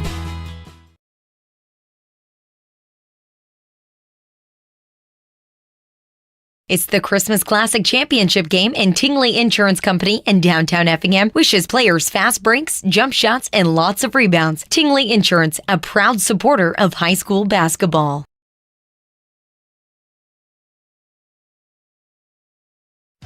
Whether you're in the market to purchase a new or pre-owned vehicle, Northside Ford on North Keller Drive in Effingham will find a vehicle that works for you. Check out Northside Ford's selection of cars, trucks, and SUVs today. Tom Henderson State Farm Insurance helps people manage the risk of everyday life, recover from the unexpected, and help you realize your dreams. Contact Tom Henderson today.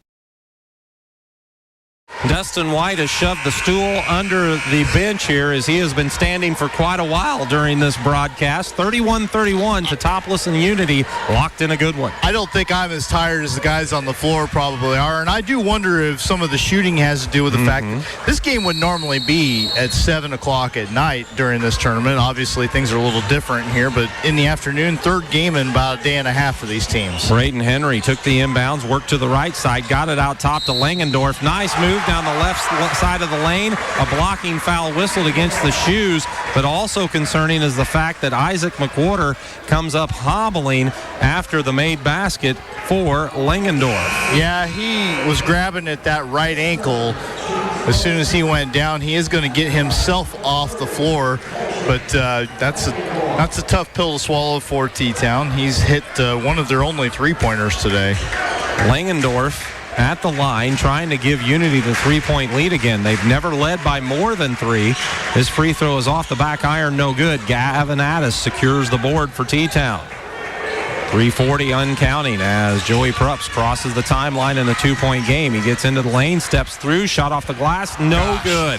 As he sweeped it up there, it just rattled off, and the rebound's taken out of there by Tyler Henry. A couple of times Joey's done all the work to get to the rim, and man, that was just not quite there. Now Joey knocks it loose from Henry, gets the steal. Works around him, pushes it up court. It's the third Unity turnover. Got it to Jake Prups in the corner. He faked the 3, stepped around the defender, pulls up for a 2. Jake Prups has 8 and ties it at 33. Back up court, it's Unity. Slowed down now by T-Town. Now a move to the baseline. Tyler Henry rises on a 15-footer. It's way too strong, and the rebound taken down by Addis. Addis is up to 10 rebounds, and Taylor's got 11. He's doing more and more for the Shoes as they go high post to Prups. They get it from the top of the key over to Gavin Beaning left side. Back out to Prups. That's Joey to Jake. Jake on the right side as they bounce it to Landon Taylor to Jake Prups. He works around the screen, weaves into the lane. He's in a crowd. He's in a bind. Ball's popped loose. Who touched it last? The official says it's Unity. So T-Town will have it under their basket after a Unity substitution here. Yeah, that's a break for T-Town because Jake Prups just drove into, he was triple teamed there in the lane, and he was in jail there. So T-Town bounces the inbounds in the corner to Landon Taylor. They fake the handoff to the corner. Everybody bought it, and Taylor moves to the hoop. Landon lays it up and in. He has 14, and Teutopolis leads again, 35-33. Hogard tried to go behind the back. He lost it. Addis knocked it away. It's picked up by Jake Prups. 2:17 in the contest. 4 turnovers for the Rockets here in the fourth quarter. T-Town working it around the perimeter against the man-to-man. Addis is looking for Taylor. He has to come out to the corner to make the catch. Addis cuts in. They throw it to the lane, but it pulled Addis under the basket.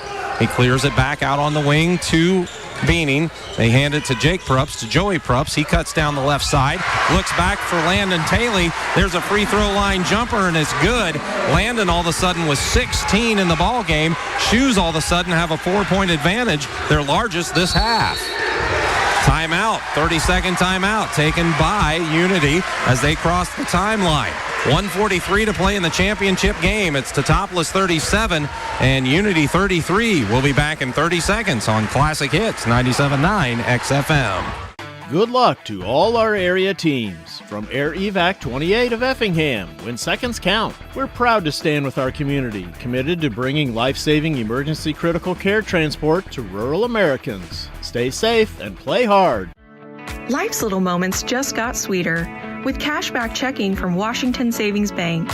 Earn cash back on everyday debit card purchases because treating yourself or your loved ones should be easy.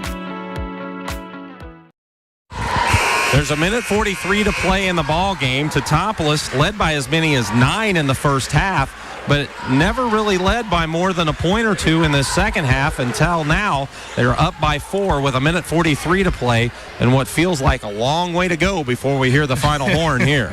I'm looking forward to it. Braden Henry going to trigger the inbounds from the sideline after the Tolono Unity timeout. Langendorf came right in front of him to get the inbounds and hand it back to the point guard. He took it to the right side. Almost drug that pivot foot. Got it out top to Tyler Henry, around to Hogard. And boy, Trey Hogard buries a big three to pull Unity to within one. And now T-Town brought it up court. They have Gaddis that got knocked out of bounds. The foul is whistled, but Gaddis is writhing in pain right there at the Teutopolis bench. Yeah, Gavin Addis can't exactly see. And meanwhile, Unity upset that the foul got called at all, probably because a number of reasons. It's kind of a bang-bang thing, but also it's 4 fouls for Trey Hogard there. That's 3 team fouls for Unity, but right now, Gavin Addis is still being tended to right there in front of the T-Town bench. Susie went, working on him, and gets him to his feet. He will check out of the ball game. Yeah.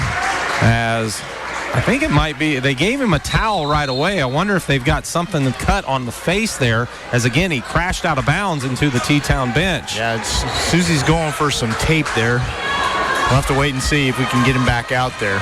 So it'll be Jake Prupst triggering the inbounds and backcourt to Joey Prupst. Isaac McWhorter's back in the game, but he is visually hobbling as well. Remember, he suffered an ankle injury just a little while ago. They get it to Landon Taylor to Jake Prupst, right side. Jake trying to direct traffic. 19 seconds on the shot clock. Jake wanted to hand it to Joey. The ball's loose on the floor. T-Town does rip it back out of there.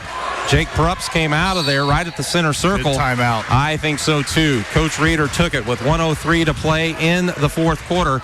10 seconds will be on the shot clock when we come back in 30 seconds here. It's Teutopolis 37 and Tolono Unity 36 on Classic Hits 97.9 XFM.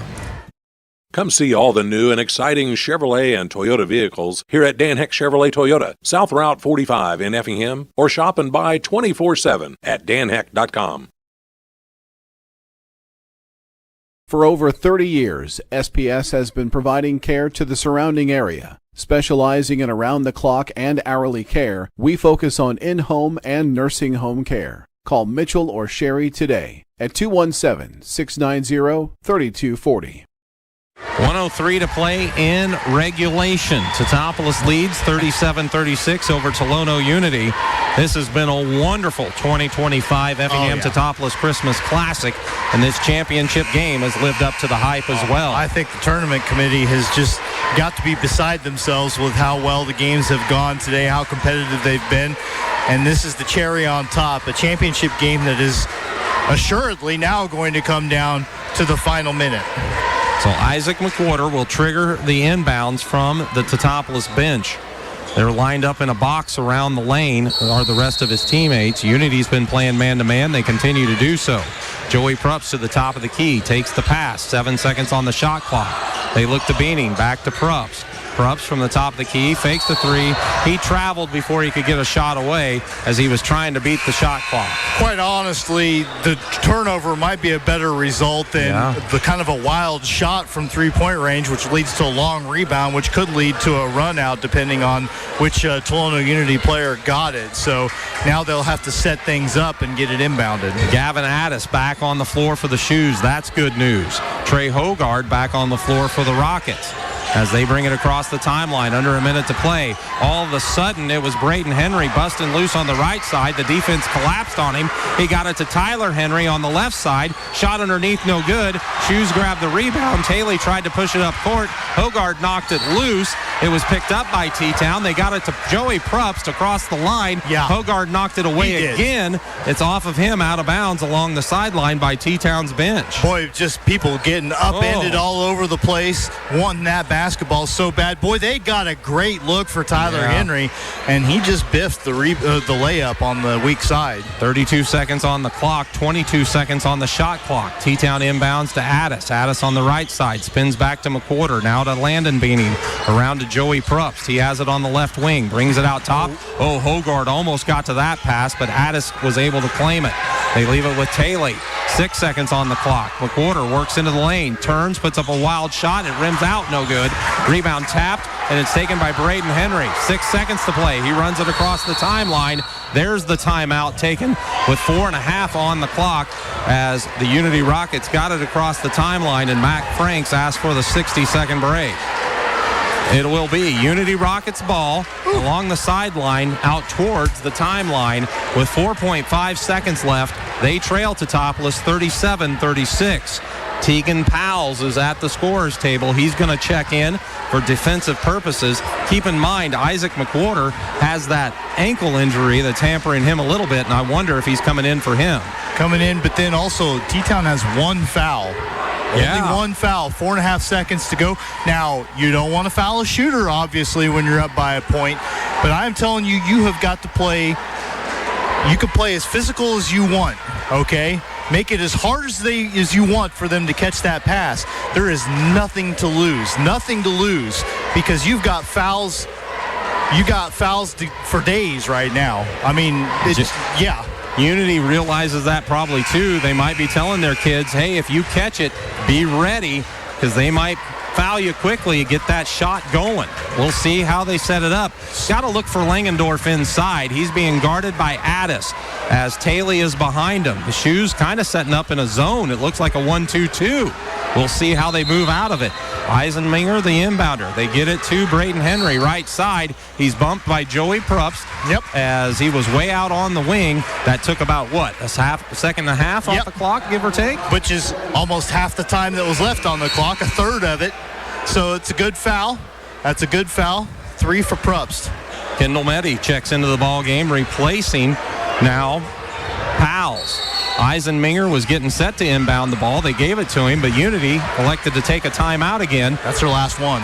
2.8 showing on the clock. 37-36 the score. T-Town leading by 1. And again, Unity will inbounds from the sideline opposite of their bench on their side of the court. So do you show them something different coming out of this timeout now? You know, I think you just play whatever you think your best defense is. Yep. Because I'd hate to get too cute with it here and maybe somebody lose an assignment and give an open opportunity. That's the thing. You just spend a whole time out telling people what their jobs were. So, yeah, I can kind of understand that line of thinking. We will see. Protect against the lob inside. Watch for the backdoor cuts. Watch for back picks, because Unity's going to try to get a good look as they can, trailing by 1. They don't need an outside shot unless that's the best look they can get. And Teutopolis, I think that's part of why Kendall Meddy came into the ball game, was to give a little more size and height to knock a ball loose that could be lobbed inside versus Tegan Powles. This is not the biggest T-Town team they've ever had, obviously, but yeah, Kendall gives you a little bit more length out there. Isaac McWhorter is on the court. He will defend the inbounder, which will be Dane Eisenminger at 6'5". Well, Unity sets up in a box around the lane. There's the backdoor cut. Landon Taylor knocks the pass loose, and that will do it. Taylor did a great job to deny Langendorf the opportunity as they tried to lob it to him from the right side of the court to the left side of the bucket. Taylor knocks it away, and Teutopolis is your Effingham Teutopolis Christmas Classic champions as they defeat Tolono Unity 37-36. My, oh my, what a tournament we saw over this Monday, Tuesday, into New Year's Eve day, Wednesday. And Teutopolis is your 2025 Effingham Teutopolis Christmas Classic champions, as again, they won 37-36 in a defensive battle against Tolono Unity. Outscored the Rockets 11-9 in that fourth quarter. 11 was the biggest quarter of the game for the Shoes, and that doesn't sound like much, but it is exactly what they needed to beat the Rockets for the second time this year and claim the championship of their own tournament. They're going to have plenty of recognitions here as the teams have exchanged handshakes, and now Teutopolis players working back through a handshake line of their own as they are happy, to say the least, to be the 2025 Effingham Teutopolis Christmas Classic champion. They are recognizing the Unity Rockets with their second place finish, as Unity really, quite frankly, got off the court in a hurry. Now here is Teutopolis coming out front with their all-tournament team members, it would appear. Yeah, I mean, they're going to recognize all tournament players, but yeah, typically in a setting like this, keep everybody out there anyway because there's a championship plaque of some kind to present. Unity Rockets do come back as they have a couple of players on the all-tournament team, rightfully so, that are being recognized, as we will run through that all-tournament team list for you. But we can tell you out there right now for Tolono Unity is Tyler Henry and Colton Langendorf, a couple of worthy all-tournament team members for Unity, and two worthy wooden shoes out there as well. Gavin Addis and Landon Taylor, recognized as 2025 all-tournament team members here by the all-tournament team committee at the Effingham Teutopolis Christmas Classic. They're taking photos there, and then they're going to have the presentation of the trophies team-wise, as now they will make those announcements.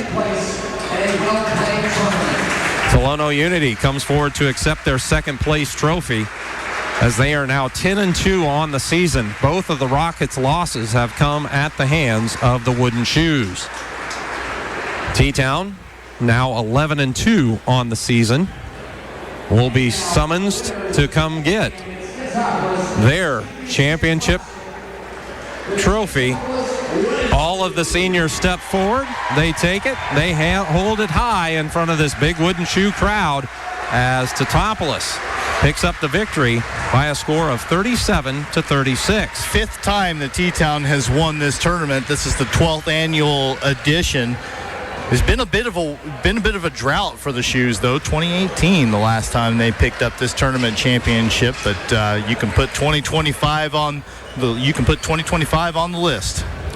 We will come back with the complete list of the all-tournament team, as well as Dustin stats. We'll chat with Coach Chet Reeder. It'll take him a little bit longer to get up to the booth, I would suppose, after all the photographs and folks that want to extend a glad hand to the head coach of the Wooden Shoes, who improve again to 11-2 on the season. They defeat Tolono Unity Rockets by a score of 37-36 to claim the 2025 title of the Effingham Teutopolis Christmas Classic.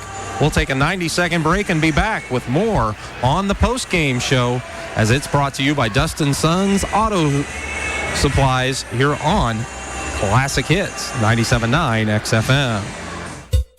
Hi, this is Kathy from Barlow Lock and Security. Secure your home or business with a customized system from us. Good luck, area teams, in the tournament.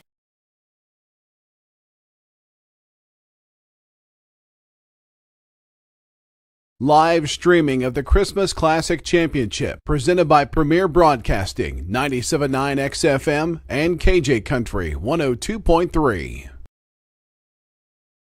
Diedrich Bank is proud to be a sponsor of the Christmas Classic. Good luck to all of our area teams. Diedrich Bank, live for today, bank for tomorrow, member FDIC.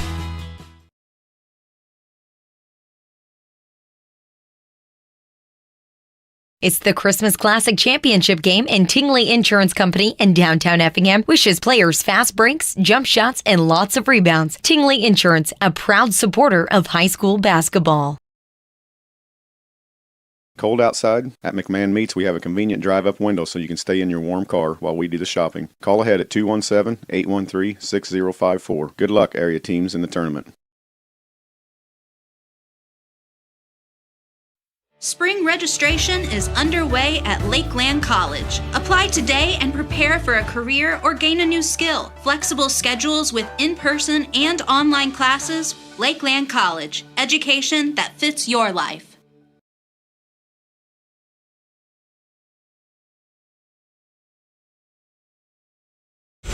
This is the Dustin Son Auto Supplies Postgame Show, serving the area since 1929.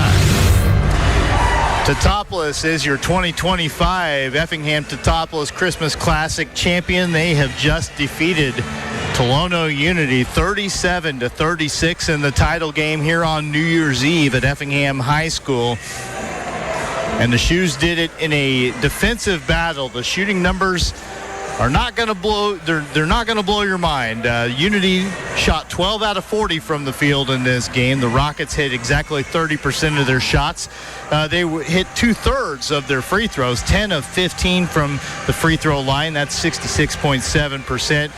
And the Rockets were 3 out of 13, 23.1% from three-point range.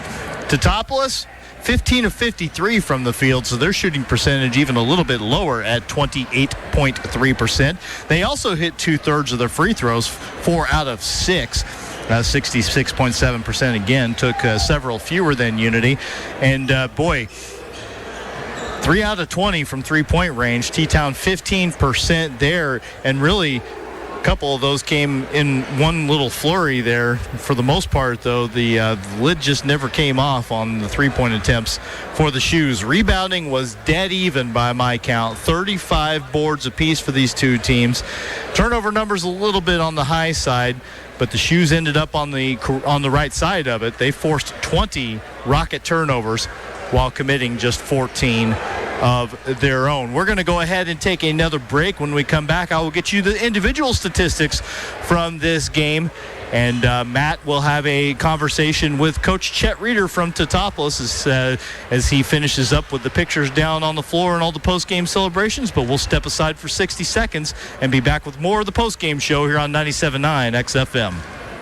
Since 1937, Geckner Brothers Chrysler Dodge Jeep Ram has been proud to support local and area teams, and that continues with this year's Christmas Classic. Good luck, area teams, from the family at Geckner Brothers. Live streaming of the Christmas Classic Championship presented by Premier Broadcasting, 97.9 XFM and KJ Country 102.3. VP Fire and Security wishes all the schools good luck at the tournament. Let us help keep your family safe and your business protected by providing a customized fire and security system. Play hard, stay safe. Get ready for tournament time. Teutopolis State Bank is proud to support local basketball and our hometown teams. With convenient locations in Effingham, Teutopolis, and Sigel, we're cheering with you every step of the way. Teutopolis State Bank, equal housing lender and member FDIC. Back at Effingham High School, Dustin ran through the team stats. We'll give him a little more opportunity to get through the individual numbers. And I'll take this opportunity to announce the complete all-tournament team here at the 2025 Effingham Teutopolis Christmas Classic. From Charleston, Tyler Oakley. From Lutheran North, Kyron Evans. Dominic Alvarado from Belvedere. Keenan Griffith from St. Anthony. Cody Bergbauer of Newton. Elijah Curl from Chicago Brooks. Tyler Hack from Mattoon. Isaiah Allen of Centennial. Sherrard Clark of Centennial. Jaden Goff from Lawrenceville. Also from Lawrenceville, Noah Wilson. Tyler Henry from Tolono Unity, joined by Colton Langendorf of Tolono Unity. Gavin Addis and Landon Taylor from Teutopolis, your 2025 all-tournament team members here at the Effingham Teutopolis Christmas Classic. All right. Hey, you ready for some team numbers, or rather some individual statistics? I've got them for you. Tolono Unity again falls to 10-2 on the season. Both of those losses to the Wooden Shoes. This one a little bit different than the 56-50 game they played earlier in the year. I have to imagine. I was not actually there, but just the fact that the scoring was a little harder to come by. But they still managed to get a couple of guys in double figures. Trey Hogard led the way with 12 points. 3 out of 6 from the field. Made a couple of three-pointers in the second half. In fact, he was 2 for 2 from three-point range, and there is nobody else in this game that can have it say that they were anywhere close to that. He was also 4 for 4 at the free throw line with 6 rebounds. I'll tell you what, I'm not going to get into this just yet because jogging up the steps with a surprising amount of energy is Chet Reeder, the Teutopolis coach. So we'll start fresh with this, and I'm much more interested to hear what he's got to say about this one.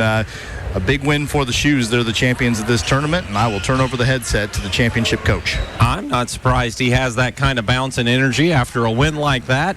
Boy, you got to be kind of running on adrenaline here, Coach. And 100%. It was a tremendous game. We knew it was going to be an interesting matchup. Yeah. Certainly turned into a bit of more of a defensive battle, which shouldn't be a surprise to anybody in a sense, but still, these teams were battling tooth and nail from the tip to the finish. Yeah, I never would have imagined that this group, and not to say they're not capable, but this group would score 36 points and still win. I just didn't know if we had that type of grit on the defensive end, and We sure did tonight. Like, our rebounding was tremendous. They didn't get hardly any easy looks.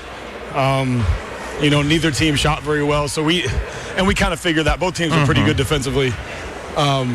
So we knew rebounding would be a huge key. And, we really went on a spurt there in the third quarter of getting more and more offensive rebounds. And we just kept wearing on them.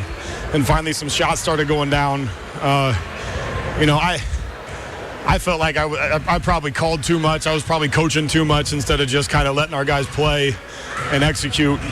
But just a tremendous effort, and especially with without a guy like Jason Craig. He was on one leg, and we felt it was evident early that he just wasn't going to be effective. But the more other guys got to come in and step up. That's what it's all about. I'm just incredibly tremendously proud of their effort and their togetherness. Well, they're absolutely. You talk about the togetherness, and you can tell it on the court. Do players get frustrated with each other from time to time? Absolutely. But name somebody you work with that you don't get frustrated with from time to time. My wife gets frustrated with me all the time. But these kids react well to one another, and it's almost like, all right, yep, we did this. Now how are we going to fix it? We're going to fix it. Here we go again. And it's just tremendous to watch these kids and how they've grown from within the year, but also from one year to the next. You say a player like Gavin Addison a couple of years ago, if you'd have told me he'd have been double-figure rebounder, I'd have said, yeah. You might be wishing for a lot there, but he has just turned into that player that can get it done in a lot of ways. I'm so proud of him on that end. We have really challenged him to do more of that because he's got the build for it. He can go get it. He's long, athletic, and he's really taken to it. He was 3 assists shy of a triple-double last night, and he's buying into it more and more and more, and he knows it's important. And I always joke with him, lo and behold, that the rim seems to get a little bit bigger when you do other things, and he's starting to shoot it better, and a testament to him. He's taken coaching, he's taken challenged, and he's risen to the occasion.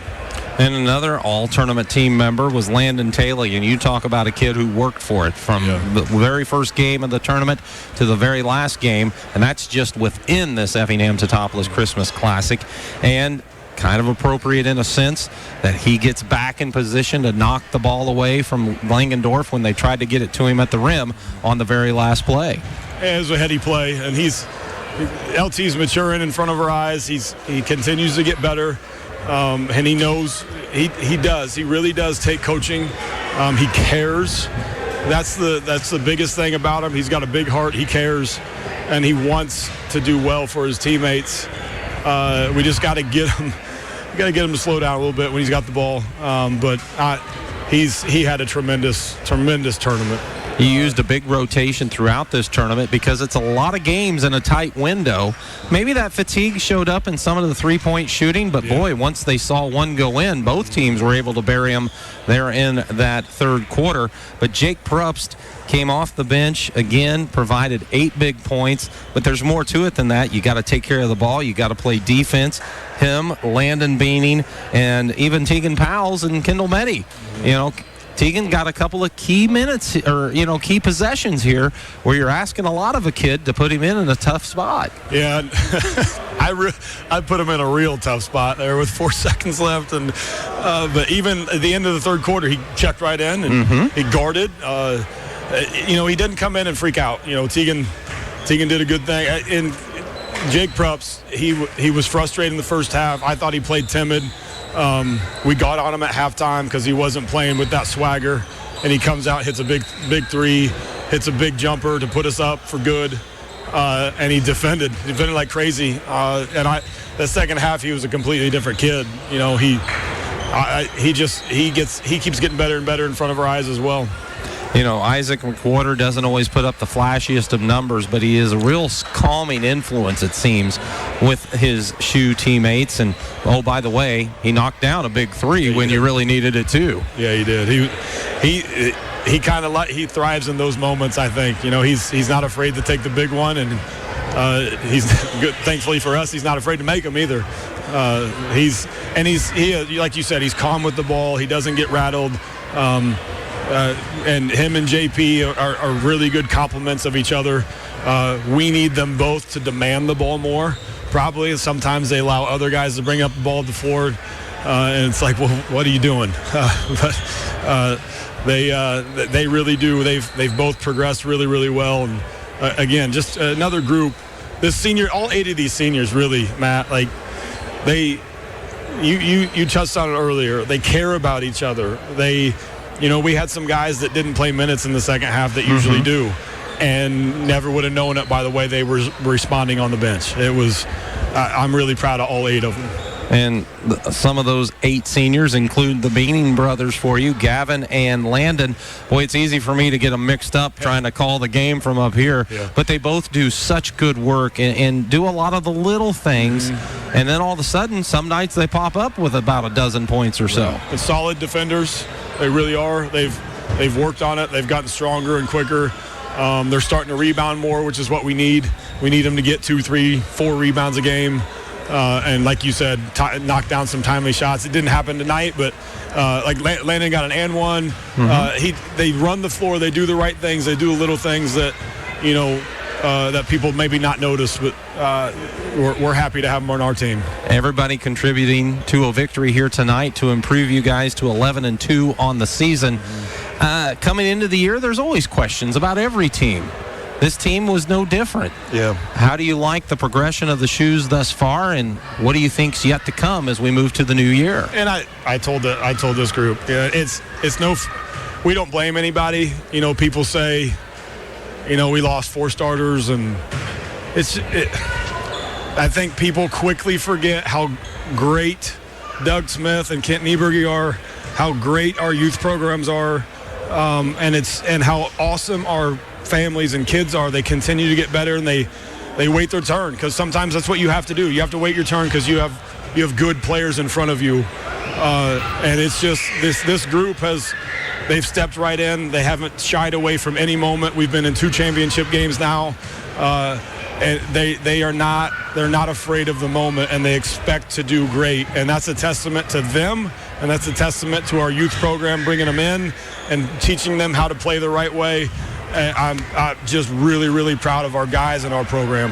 There is a lot to be proud of there, and I think the guy at the head of the program has a lot to be proud of and has done a great job with this program as well, Coach Reeder. I just do my best. I coach my heart out. I care about them. I love them. That's all I can do. Coach, congratulations on the tournament championship for the Wooden Shoes. Got to be nice to bring home a title in a tournament that has Teutopolis in the name of it. You're dang right.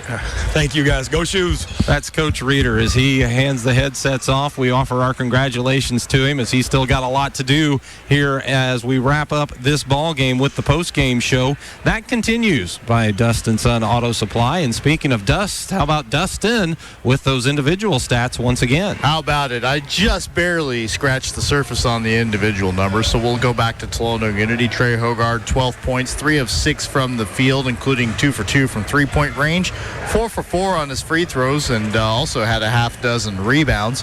Colton Langendorf, 11 points, and holding that kid to 11 points is doing something. He was 5 of 12 from the field, missed a couple of three-pointers. He was 1 for 3 at the free throw line, and he led his team with 8 rebounds. Those were the 2 big contributors scoring-wise for the Shoes. Braden Henry came in with 3 points. He was 1 for 4 from the floor. Missed a three-pointer, 1 for 1 at the free throw line. 7 rebounds, 3 assists for him. Tyler Henry got you 4 points. 2 of 7 from the floor, 0 for 1 at the free throw line. He missed a couple of three-pointers, 4 rebounds and an assist. And then 3 points for Dane Eisenmenger. 0 for 2 from the field. Both of those were threes, but he did go 3 for 4 at the free throw line with a couple of boards.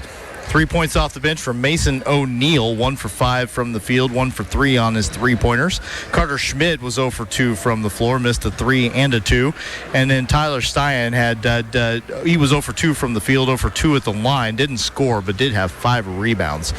So Unity, again, 10-2 on the year, and the only 2 losses, both against these Teutopolis Wooden Shoes. T-Town, got 16 points and 12 rebounds from Landon Taylor, 8 of 15 from the field. Missed the only three-pointer he took, went 0 for 1 at the free throw line, but again, 12 boards, 5 on the offensive glass. He had an assist as well.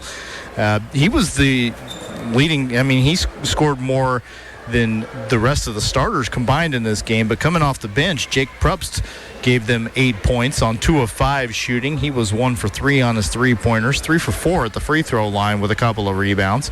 5 points for Gavin Addis in this game, 2 for 6 from the field, but you and Chet talked about this. He had 10 rebounds today, 4 of those on the offensive glass. He was 1 for 3 on his three-pointers. 3 points for Isaac McWhorter, 1 for 8 from the field, but the one was a three-pointer. So 3 for him on 1 of 5 three-point shooting. It was a big one, though, in the fourth quarter. He had 3 rebounds, 2 assists. Joey Probst, 1 for 12 from the field. He was 0 for 4 from three-point range. He had 3 assists. And Gavin Beaning was 0 for 3 from the field. He didn't score today. He had a couple of rebounds. Jason Craik played very briefly, but again, they just couldn't keep him on the floor. Decided it wasn't worth it with him still coming back from that ankle injury. So he basically just made a cameo out there, although he did have a good pass while he was in the game. 3 points for Landon Beaning, 1 for 2 from the field, 1 for 1 at the free throw line. Missed the only three-pointer he took. Kendall Meddy took 1 three-pointer, came up empty on it, so he was scoreless today, but he had a couple of boards and an assist. And David Warman, 0 for 1 from the field today. That was a 2-point attempt. He was scoreless, but he had a rebound. So the Shoes go 10 deep. They improve to 11-2 on the year. They are the champions of this tournament for the 5th time in the 12 years it's been contested. Nobody's won more championships at the Effingham Teutopolis Christmas Classic, and they improved to 11-2 on the year as we bid adieu to the year 2025. That is indeed the case, as we hope everybody has a great New Year's Eve. Stay healthy, stay safe, and celebrate into the new year. Let's go ahead and run through the scores. Feel like we need to do this real quickly from the action today here at the tournament. All of the games in Effingham at the auxiliary gym. It was Central A&M over Charleston, 51-48 in the 15th place game. 13th place game to Dixon, 48-36 in the 11th place game, I should say. It was Effingham over Newton, 61-57. And in the consolation contest, it was Mattoon defeating Brooks by a score of 81-69. In the 7th place game, it was Oregon over Belvedere, 66-61. St. Anthony in double overtime over Lutheran North, 55-51 to claim the 5th place title. In the 3rd place game, Lawrenceville got the win over Champaign Centennial, 74-70. And here in the championship, Teutopolis defeats Tolono Unity, 37-36. Notice all the tight scores on this final day of the tournament. Great tournament. It was well organized in terms of the way they set up the games. I think that they handicapped it very well as far as the tournament organizers go. And then, as always, the way the tournament is run is second to none. It's a fantastic place to come cover basketball games, a fantastic place to come eat, And if you look at me lately, I'm enjoying the lunch spreads around here. But everybody does a great job. They're passionate about it, and people want to come play in this tournament. And you really can't have a bigger testament to what it means to the area than that. So congratulations to everybody involved for doing it again. And I know I've enjoyed every minute over here. I certainly have, too. We appreciate the hospitality. Everyone seems to treat us pretty well, but nobody treats us better than the folks at Effingham and Teutopolis as far as this tournament is run. Also, thanks go back to everyone back at the station. Too many folks to mention individually back there that made this all happen for our coverage of the 3 days of the Effingham Teutopolis Christmas Classic. But especially want to thank Caleb and Liz. They brought you the pretty pictures on the live stream as we had over 300 viewers, and of course we know there was more people sitting around those places to view, so probably close to at least 1,000 people taking in this game, I'd like to think there were at least that many just at the KC Hall over in T-Town watching this one. Could have been, but thanks to Liz and Caleb for their work with the live stream, and also as board ops through the tournament throughout the first part of this week as well. And also good to have Gail back working the boards with us as well. And we actually made BD and Flex do a little work this week. Boy, Flex would be taking a week of vacation. Yeah, don't mention that. He'll think that's a good idea. Nobody does it better, baby. We appreciate everybody's help back at the studios. Great job there as always. Thanks to all the broadcasters, which included Greg Sapp helping us out with a game, Jeff Tunn and Mason Robinson with 4 games, and of course Dustin always does a great job, and we appreciate your help there as well. Same to you. You did a great job this week, and it's a lot to balance. Bouncing back and forth between gyms in this building, between gyms in this county, and we get it all done. It goes nice and smooth, and lots and lots of fun. Carries us into the second half of the season, where you look at a team like T-Town and you get excited about where they could take us and where St. Anthony could take us. And the way Effingham played today, where Effingham could take us throughout the next back half of the season. Should be a fun second half of the season. We're looking forward to it. We thank all our sponsors for helping us bring you the coverage of high school hoops. Again, Teutopolis, your Effingham Teutopolis Christmas Classic champion, 37-36 over Tolono Unity. For everybody involved with all the help at the studios, thanks for listening, and we hope you have a great new year here on Classic Hits 97.9 XFM.